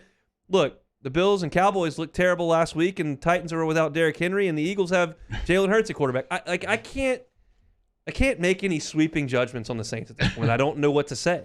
I think the craziest thing I can put to this Saints team and make a case for, you could easily be sitting here undefeated right now. You lost to a Panthers team that we now see isn't that great. You lost to a Giants team that isn't that great, and then you lost to a Falcons team who's been up and down and who you've had a ton of success with throughout the years and who really haven't been playing that great either this year. So if I'm the Saints, I'm not panicking. It's nowhere near close to panicking time. You've obviously played some of the better teams, a hot Patriots team who's coming alive right now. You have a win over that team. The Packers team, you have a win over that team. And obviously the Bucs, who a lot of people feel like are going to the Super Bowl. You have a win over that team as well. So it's not time to panic. I think you'll continue to find things out about this offense and how Sean Payton can utilize Siemian and put him in the best position possible, and possibly give Taysom some more stuff to really change things up and mix some of those Taysom plays in as well. So I went on my diatribe. You've broken it down a little more civilly than I did. Where do you think they are? I mean, what do you think this Saints team is? Obviously, projecting out, I would say they're a wild card team. If where they are right now, I think just the inconsistency scares me the most about this team. I don't know which team is going to show up. I don't know if it's going to be the back against the wall, no one believes in the Saints team, or it's going to be a Saints team that loses to a terrible Giants team and a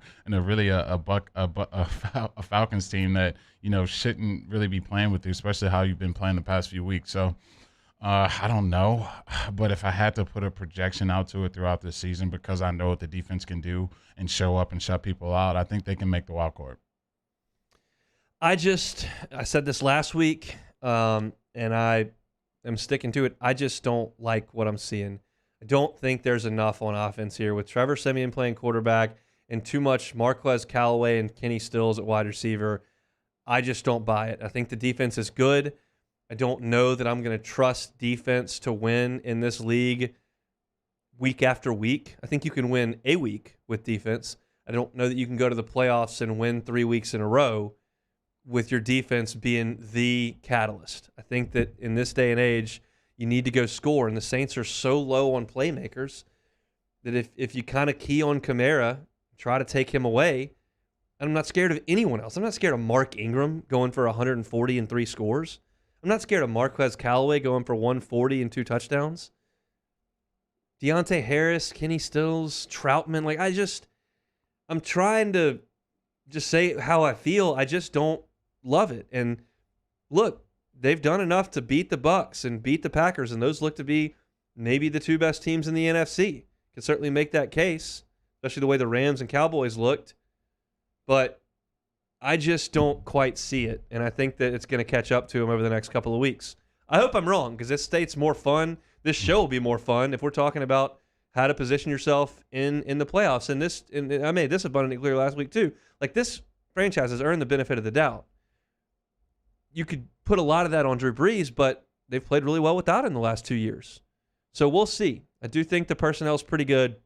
It just feels like that this month is massive. From now until the Cowboys game, December the 2nd, feels so big. And if you can find a way to go 2-2 through that stretch, that puts you at 7-5 with the ability to try to make a push late when you've got games coming up at the Jets versus the Dolphins versus the Panthers at the Falcons that are very, very winnable. So I think the goal should probably be 2-2, but once again, it's stupid to try to project this thing because they haven't played any game the way you thought they would play, and we're now into the middle of November. Yeah, I guess that's the thing. I think especially if I'm the Saints and in that locker room, we got to keep this thing above board at least until this final home stretch home run, because just looking around the league, you really feel like you can play with most of these teams. Obviously, we saw the Rams have their hiccup last week. They don't look like they're flying on top of the world anymore. And obviously, the Cowboys came back to earth, and those are the strategies that you would love to have. Run the ball down your throat with Alvin Kamara and Mark Ingram and play some really solid defenses. And so you already have a win over the Bucs. You already have a win over the Packers. You start looking around the league, you just got to get yourself to the big dance. And obviously it's not with Jameis or the quarterback you wanted to have, but if you got a run game and a defense, you're going to be able to compete with anyone in this league, and that's where the Saints are. So just try to find some consistency, and I think you'll be right in the hunt of doing something special this year. Let's hope. I would like that very much for the Black and Gold to get it in gear. They start their quest towards that this Sunday against the Titans. That's a noon kickoff up there in Nashville, Tennessee. Take a timeout, come back. Got 30 more minutes here on a Tuesday edition of Hunt and Hill. Hunt Palmer, Jeremy Hill, Hunt and Hill. Excited to welcome a new sponsor, Brake Medics. BrakeMedics.com can save you the hassle and the time of a repair shop waiting room. You need brakes, they can come to your house and make that happen. A lot of people working from home these days, some kids not in school. You're at home, they can come.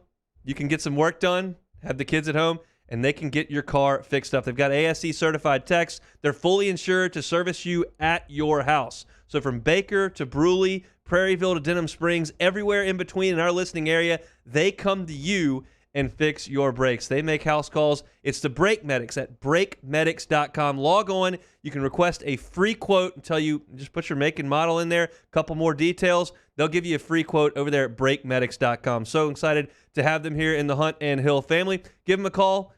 Go to the website, BrakeMedics.com. In times of need, get a full list of phone numbers, websites, and other important emergency information on the Demco Stormwatch page at 1045ESPN.com. Bayou Ford and Bayou Chrysler Dodge Jeep Ram are now open for business and are ready to serve our customers with disaster relief employee pricing off I-10 in LaPlace. If you need sales, service, or fleet, the crews at Bayou Ford and Bayou Chrysler Dodge Jeep Ram are going to do right by you. It is not too late. You can enroll today at ITI. Winter classes start November 17th. Our industry-driven curriculum will put you on a new career on a fast track. Enroll today for a better life. Yo, Jake here for Patient Plus Urgent Care Clinic, the place that's going to be convenient for you during an inconvenient time. Look, you hear me talk about my four boys all the time, and sometimes things like stitches, well, they happen. And in fact, they have. And Patient Plus is always taking care of us, just like they'll do the same for you. And now with 7 convenient locations across the Baton Rouge area, open from 9 a.m. until 9 p.m., 7 days a week. And also at PatientPlusUC.com, you can sign up for your appointment on the way to the clinic. That's Patient Plus Urgent Care Clinic. Get in and get better.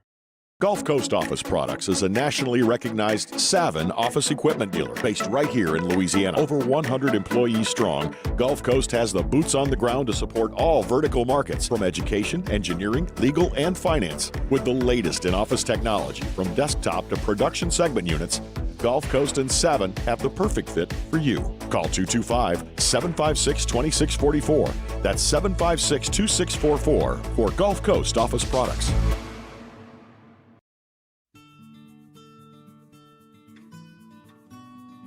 This is a house call. This is a follow-up appointment. This is a diabetes checkup. This isn't just more convenient care, it's more advanced care. This is innovating healthcare at Louisiana's #1 hospital, Auctioner. ServiceMaster Elite create clean, disinfected work environments. As a local business, we take pride in serving the New Orleans and Baton Rouge areas. Our cleaning protocols follow CDC and OSHA standards for healthcare settings, offices, senior living, restaurants, and industrial plants. Contact ServiceMaster Elite to get your operation ready for reopening with germ disinfection cleaning. ServiceMaster Elite, the trusted choice in professional cleaning since 1996. Starting in 1974, Central Plumbing has served Baton Rouge and surrounding areas for all of their plumbing needs. Through these tough and trying times, we want you to remember that the Payne family is here to continue to support and serve you. As a multi-generational business, there is no job that is too big or too small. Residential, commercial, industrial, hospitality, we're here for anything you need. 24/7, 365. Give us a call, 225-925-8552.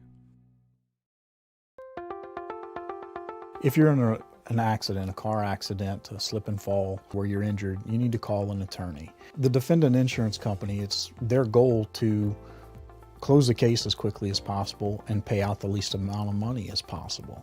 That's why it's important to call an attorney and call the law offices of O.C. Brown. At the law office of O.C. Brown, we're a family-owned firm. We want to be your law firm for a lifetime.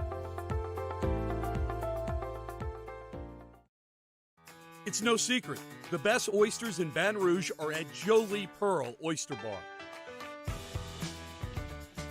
Enjoy mouth-watering South Louisiana flavor and oysters from all over the country. And don't forget our nightly drink specials.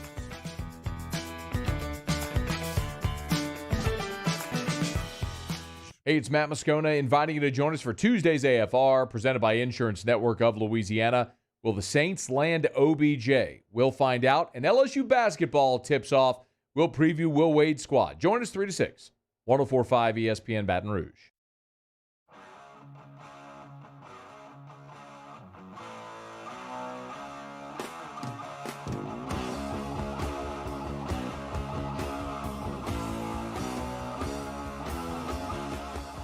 Hunt and Hill, 104.5 ESPN Baton Rouge. Talked a little Saints there in the last segment. You hear Matt's tease for AFR coming up 3 to 6 here on 104.5 ESPN Baton Rouge. Talking about OBJ, I don't see it as a fit for the Saints financially. Sean Payton said, obviously, they're not putting in a waiver claim because they can't make it work financially. If nobody puts in a claim, obviously the Saints could jump in the mix at that point. Do you think that's a likely thing? I don't think so. I don't think a lot of Seattle smoke.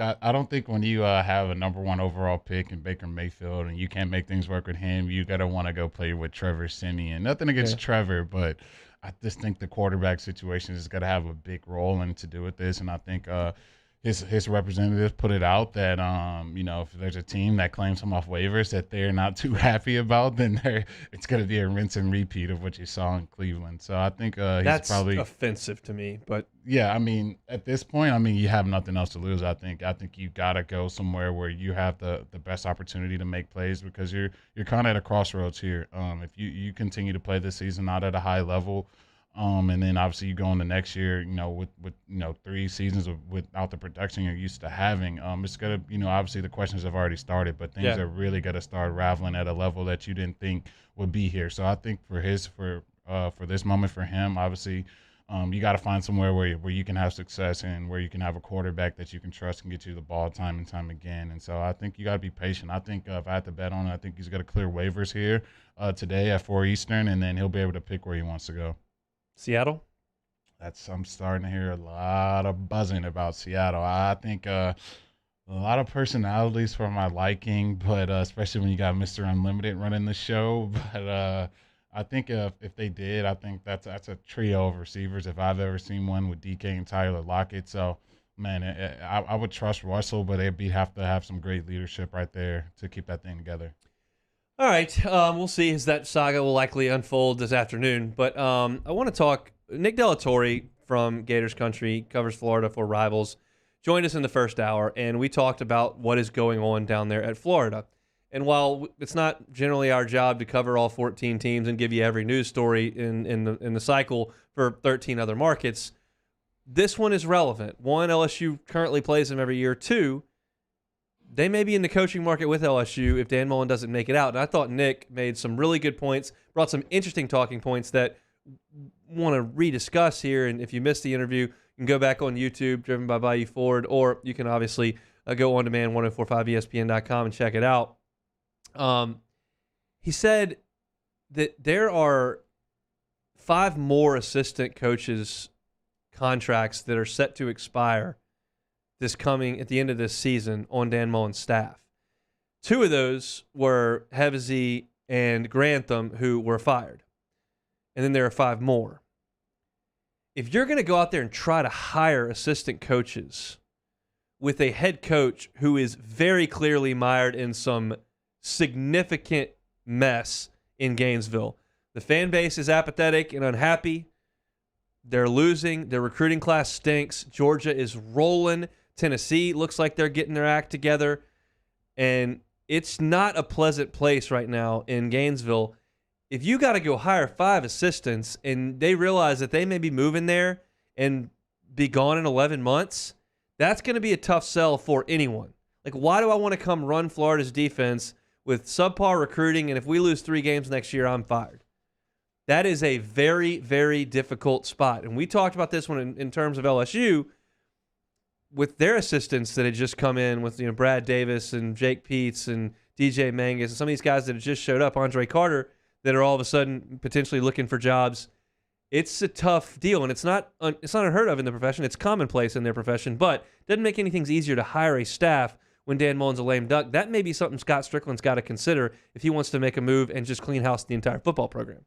Yeah, it's a tough spot, and I think you get in tough spots like this when the unexpected has happened, and that's exactly what happened with this Florida program. It'd be almost impossible to think that this program would be where they are right now based off of just last season's success. Obviously some hiccups. Obviously you don't lose that LSU game. That season can go totally different, but you find a way to lose that game, and then some of those things kind of trickle into the next season, and you see them having the struggles that they've had all season long. It creates a very tough spot for the administration to be in, to have to really make some tough decisions. And I think you saw them start down that process last week with firing the O-line coach and the coordinator. But I don't think that's the end of it. Something really smells bad with that Florida program right now. I don't know what it is. And you let, South Carolina score the amount of points. Now you got hostility on both sides of the ball, and that's just a very, very tough spot to be in. So I see this thing, getting a lot worse quicker than we think. And I don't think you'll be seeing the last of those firings over at Florida. And Dan Mullen, as Nick laid out to us, his buyout is $12 million now or the next 3 years. And at any point when you fire him, it doesn't go down. At any point when you fire him, you owe him $6 million now and $1 million a year for 6 years. That's the way the contract is structured. So there's no financial incentive to keep him around. Now, Florida's got plenty of cash, and they can go figure it out if they need to. Every SEC school has proven. Ed Ogeron gets an extension, gone immediately, year and a half later. Gus Malzahn got an extension, gone a year later, even in a COVID situation. SEC teams, they find the cash and make it happen if they decide that's what needs to happen. It's very difficult to imagine this happening this fast a year after they were right in the national championship hunt and won the SEC East, and to have it fall apart before Thanksgiving of the next year is tough to see, but it is that way. And Scott Strickland is close with Dan Mullen and believes in Dan Mullen. He's hired him at 2 places now, but it feels like that thing is slipping away.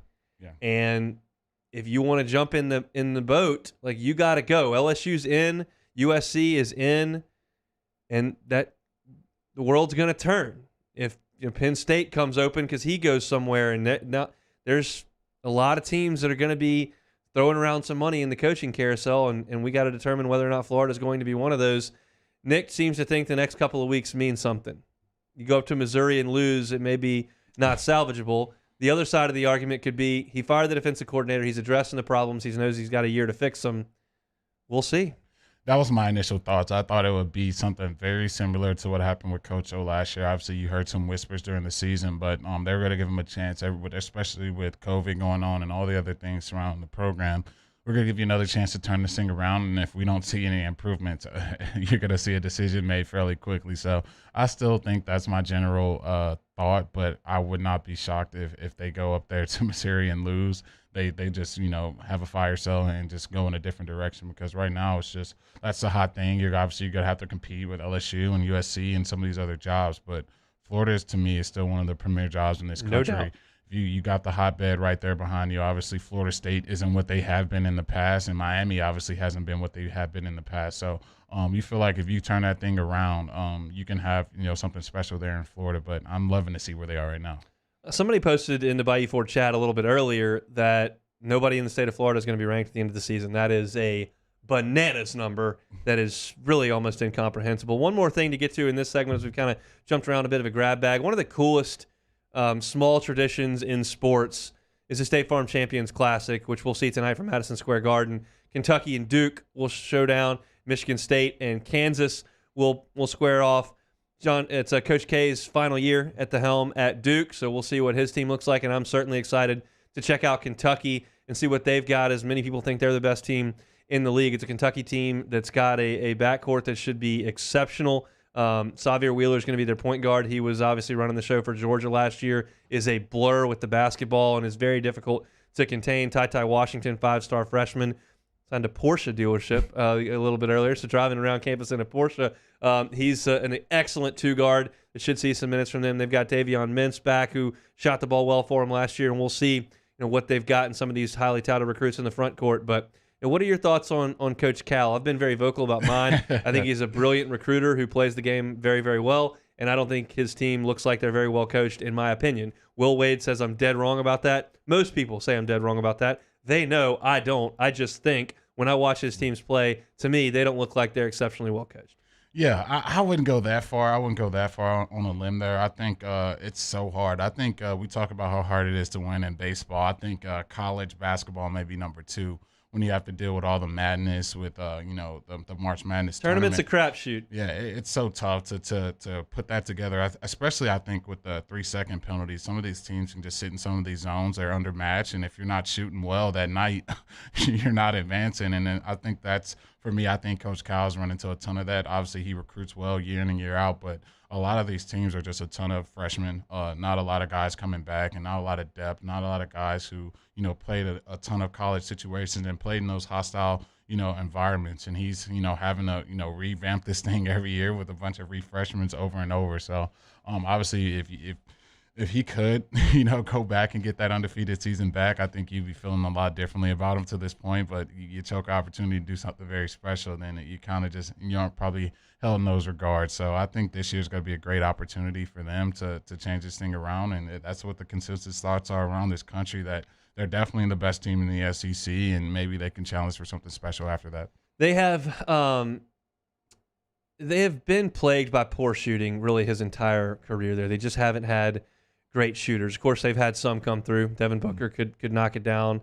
They've had some, but more often than not, they've had elite ball handlers and bigs who made things real difficult on defense. They shouldn't shoot it very well. This team should shoot it pretty well. They've got some veterans who have proven at the college level they can shoot the basketball.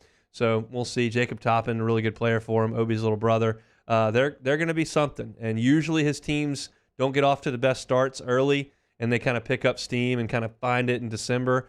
We'll see, but I'm excited to watch them. Of course, LSU tonight against ULM at 7 o'clock from the Maravich Center. We'll be out there checking that one out and certainly reacting to it tomorrow. One more segment here. We'll play some Take It or Leave It to finish out a Tuesday edition of Hunt and Hill. This is Hunt and Hill on 104.5 ESPN Baton Rouge. FanDuel. Sports betting coming to Louisiana. No better place than the FanDuel Sportsbook to get in on the action. As I mentioned in hour number one, it's not live yet in the state of Louisiana, but that doesn't mean you can't download the app and register, because when you do, we'll give you $100 in free site credit. It's easy to use, easy to deposit your money, find your bets. Every single day at the FanDuel Sportsbook, they've got odds boosters, and then on the weekend, they've got super boosts. You can get rich, and when you do, you can make your money. You can get your money in about 2 hours. The app's so easy to use. They're always hooking you up with great offers. It's safe, secure, 100% legal, and regulated.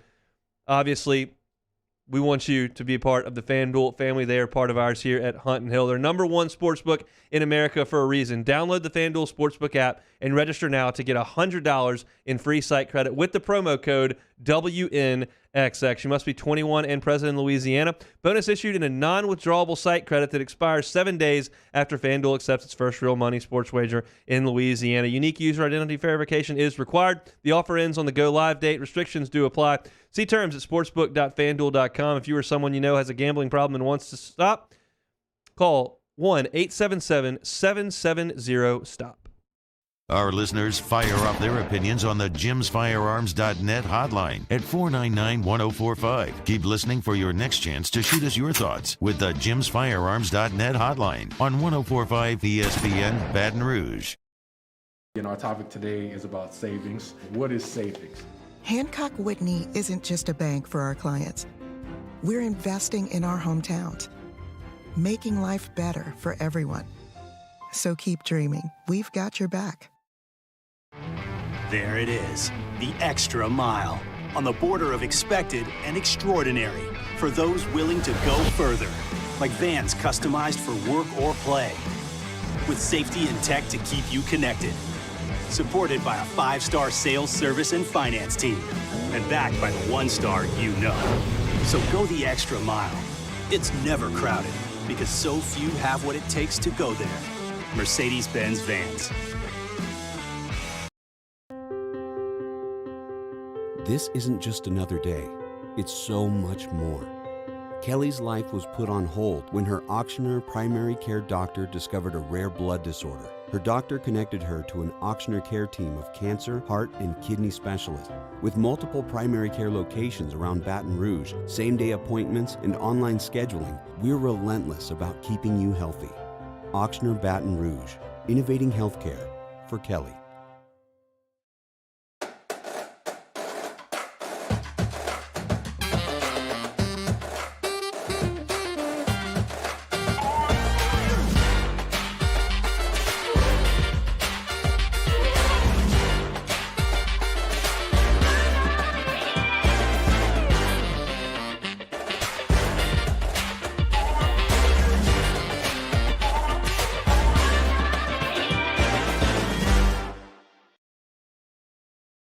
Front to Back Boat Service has been family owned and operated for 30 years. And the Sherman family is NMEA certified. That's the National Marine Electronics Association at Front to Back. They are committed to improving the safety and technology of marine electronics through installer training, interface standards. And look, the fall and the winter, it's the perfect time to do that yearly maintenance you've been putting off. Get those parts you've been wanting. So schedule your appointment today at Front to Back North Airway off of Airline Highway. Tonight, we invite you to celebrate life, wherever and whenever you can, understanding that time is never on our side. Instead, gather up your friends tonight and share a few stories and laughs over a good bottle of wine. Or maybe a family meal that gives everyone a chance to reconnect and remember what's really important, whether it's for a birthday, an anniversary, or simply to remind someone special that they are loved. Rafino's, where Louisiana comes to celebrate life.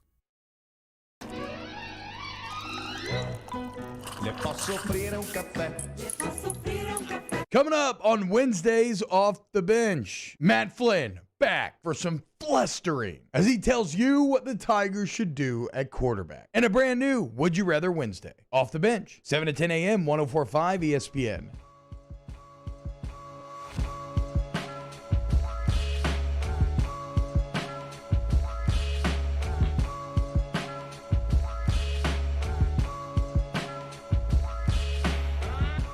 This is Hunt and Hill on 104.5 ESPN Baton Rouge. Wrapping it up on a Tuesday. If you usually join me at Pluckers for sports trivia on Tuesday nights, still go by Pluckers. Great food, great drinks. You can watch some great TV. I just won't be there. So no sports trivia tonight over there at Pluckers. I'll be watching LSU and ULM. I just determined in the break, because, just having ideas, I'm going to do a gambling portion to Hoops with Hunt every day. I'm going to see what my record is betting the LSU game against the number. So I will make my first pick on the air here, and then we'll move it to the podcast as things move forward. LSU is laying 20 points against ULM tonight. I will take the Tigers. That's a lot of points, and I don't know how good this team's going to be on offense, but I don't think ULM is very good. If I can get something in the neighborhood of, 86 to 70 and 86-65, we can get there. So we're going to have to score a lot of points. 20 is a lot, but I'll take LSU here. Hopefully the Tigers D up and hold ULM to like 40, and then I won't have to worry about it. Yeah, they're only scoring 61 a game. You average that out, 29, 30 points a half. You're looking good if you can get around that magical, 85, 86 number. Then you'd be cooking with some grease right there. Yeah, not a ton of awesome action in the SEC outside of Kentucky and Duke, but I will keep an eye on Louisiana Tech, Alabama. Louisiana Tech's got a pretty good veteran team. They've got a really good post player who played for Team USA. So I think Kenneth Lofton is his name, I believe. So I'll watch that. LSU plays Louisiana Tech and Shreveport here in a few weeks. So keep an eye on that. But everything else in the SEC is pretty blah today as teams open up their schedule. All right, Jeremy, let's do some take it or leave it. All right, you're going to like this one. Cassius Marsh of the old Chicago Bears as head official. Tony Corrente was incredibly inappropriate for hip-checking him after being flagged for a taunting penalty in last night's Monday Night Football game. Are you taking or leaving referees should be hip-checking players for taunting? I'm going to leave that. I'm going to leave all hip-checking and really all activity, period, that any officials do that involves the game whatsoever. I'm going to leave it. It's a ridiculous penalty. Just the ref should be suspended the rest of the year. No paychecks. You can't do that. You can't. Just don't. Even if they do bump you, just don't worry about it. You know what? My first thought was, though, if you watch Saquon Barkley get hurt, it was very similar this season. He was just kind of backing up and someone stepped into him. He rolled his ankle. I wonder what happened if he did that move and Cassius actually rolled his ankle or something. It's some answering wacky to do. Things. Yeah, that'd be pretty crazy to see. But yeah, we got to stop the hip checking. Come on, Tony. What are we doing? Mac Jones says he was only trying to make a tackle. He injured Panthers edge rusher Brian Burns in their game on Sunday. Burns didn't have the ball, though. Taking or leaving Mac, just trying to make a play. I'll take it. I'll take it. As much as I don't want to take the Bama guy playing clean and, doing things the right way. I guess. A little Patriots bias here. Yeah. That may be a little bit to do with it. But, yeah, I think he was just trying to make a play. He was just trying to get the guy to the ground, and you probably didn't see him with the ball. I'm going to give you this one pass, Mac, but you do it again. We're going to have to make some adjustments here. All right. The Warriors, they jumped out to a 9-1 start to start the season. Chef Curry, he dropped 50 with 10 assists. Are you taking or leaving? It's time to take the Dubs as serious contenders in the West. Man, I'm taking that all day. The Warriors rock. I love the Warriors. They shoot threes. They splash them. Get Klay Thompson back in the mix. Steph going for 50. It's the most entertaining basketball to watch in the league. I love it. I've watched them one time in person. They played the Pelicans. Of course, I prefer the Pelicans would win, but I really only went to see one of those flamethrowers from the Warriors, and in the third quarter, it came in a hurry, and that's the best thing to watch in the league. Every once in a while, Klay's been out a couple of years, but there'd be like a Wednesday out west where all of a sudden Twitter starts buzzing like, Klay's made like 6 threes in the last like 4 minutes, and he keeps shooting, and then all of a sudden he's got 50. Those two guys rock. I love watching them. Yeah, I love watching them too. I actually got a chance to see them in the finals. The first year Kevin Durant went there, and they were playing the Cavs, and that place is rocking. And Kevin would score. You hear a little. Steph makes a 3. That place, that building is blowing up. The roof is coming off of it. It's just so electric. It's so fun to watch him play, man. He shoots them just incredibly so far away. And when those things fall, man, that crowd goes nuts. I went to the game we went to in the Blender down there in New Orleans. There were way more Steph Curry jerseys than there were any Pelicans jerseys. The kids love Steph Curry. All right, Russell Wilson cleared to play Sunday after head coach Pete Carroll calls his recovery remarkable. Taking or leaving Mr. Unlimited. We'll keep the Seahawks in the playoff hunt. I'll leave it. I think they're climbing an uphill battle, mostly because you got the Rams and the Cardinals playing so well in your own division, and you mix some of these other teams around the NFC, like the Cowboys and some of these other teams, man. It's going to be really tough for Mr. Unlimited to change this thing around, but maybe you get Mr. OBJ over there and you may start cooking, but I'm going to have to leave that for right now. That may change some things. Kim Mulkey's Tigers get off to a 1-0 start. They throttle Nicholls State in the PMAC earlier this afternoon. A triple-double for the Tigers. First one since 2010 over there. LSU's men, 7 o'clock against ULM in the PMAC tonight. We'll be talking about it on tomorrow's show. We'll also hear from Ed Ogeron in the teleconference, start looking ahead to LSU and Arkansas. So a big show tomorrow. Thanks so much to Nick Della Torre for jumping aboard earlier. Matt Moscona is going to drive you home on After Further Review 3 to 6. Jimmy Ott's Game Time 6 to 8. The boys with your early line. That's Musso and Mario next. Thanks to Taylor and Casey for their hard work. That's Jeremy. I'm Hunt. See you tomorrow on Hunt and Hill. Eli's always been into grilling. It took us a while to see it, but the signs were there. What are you doing, Eli? I knew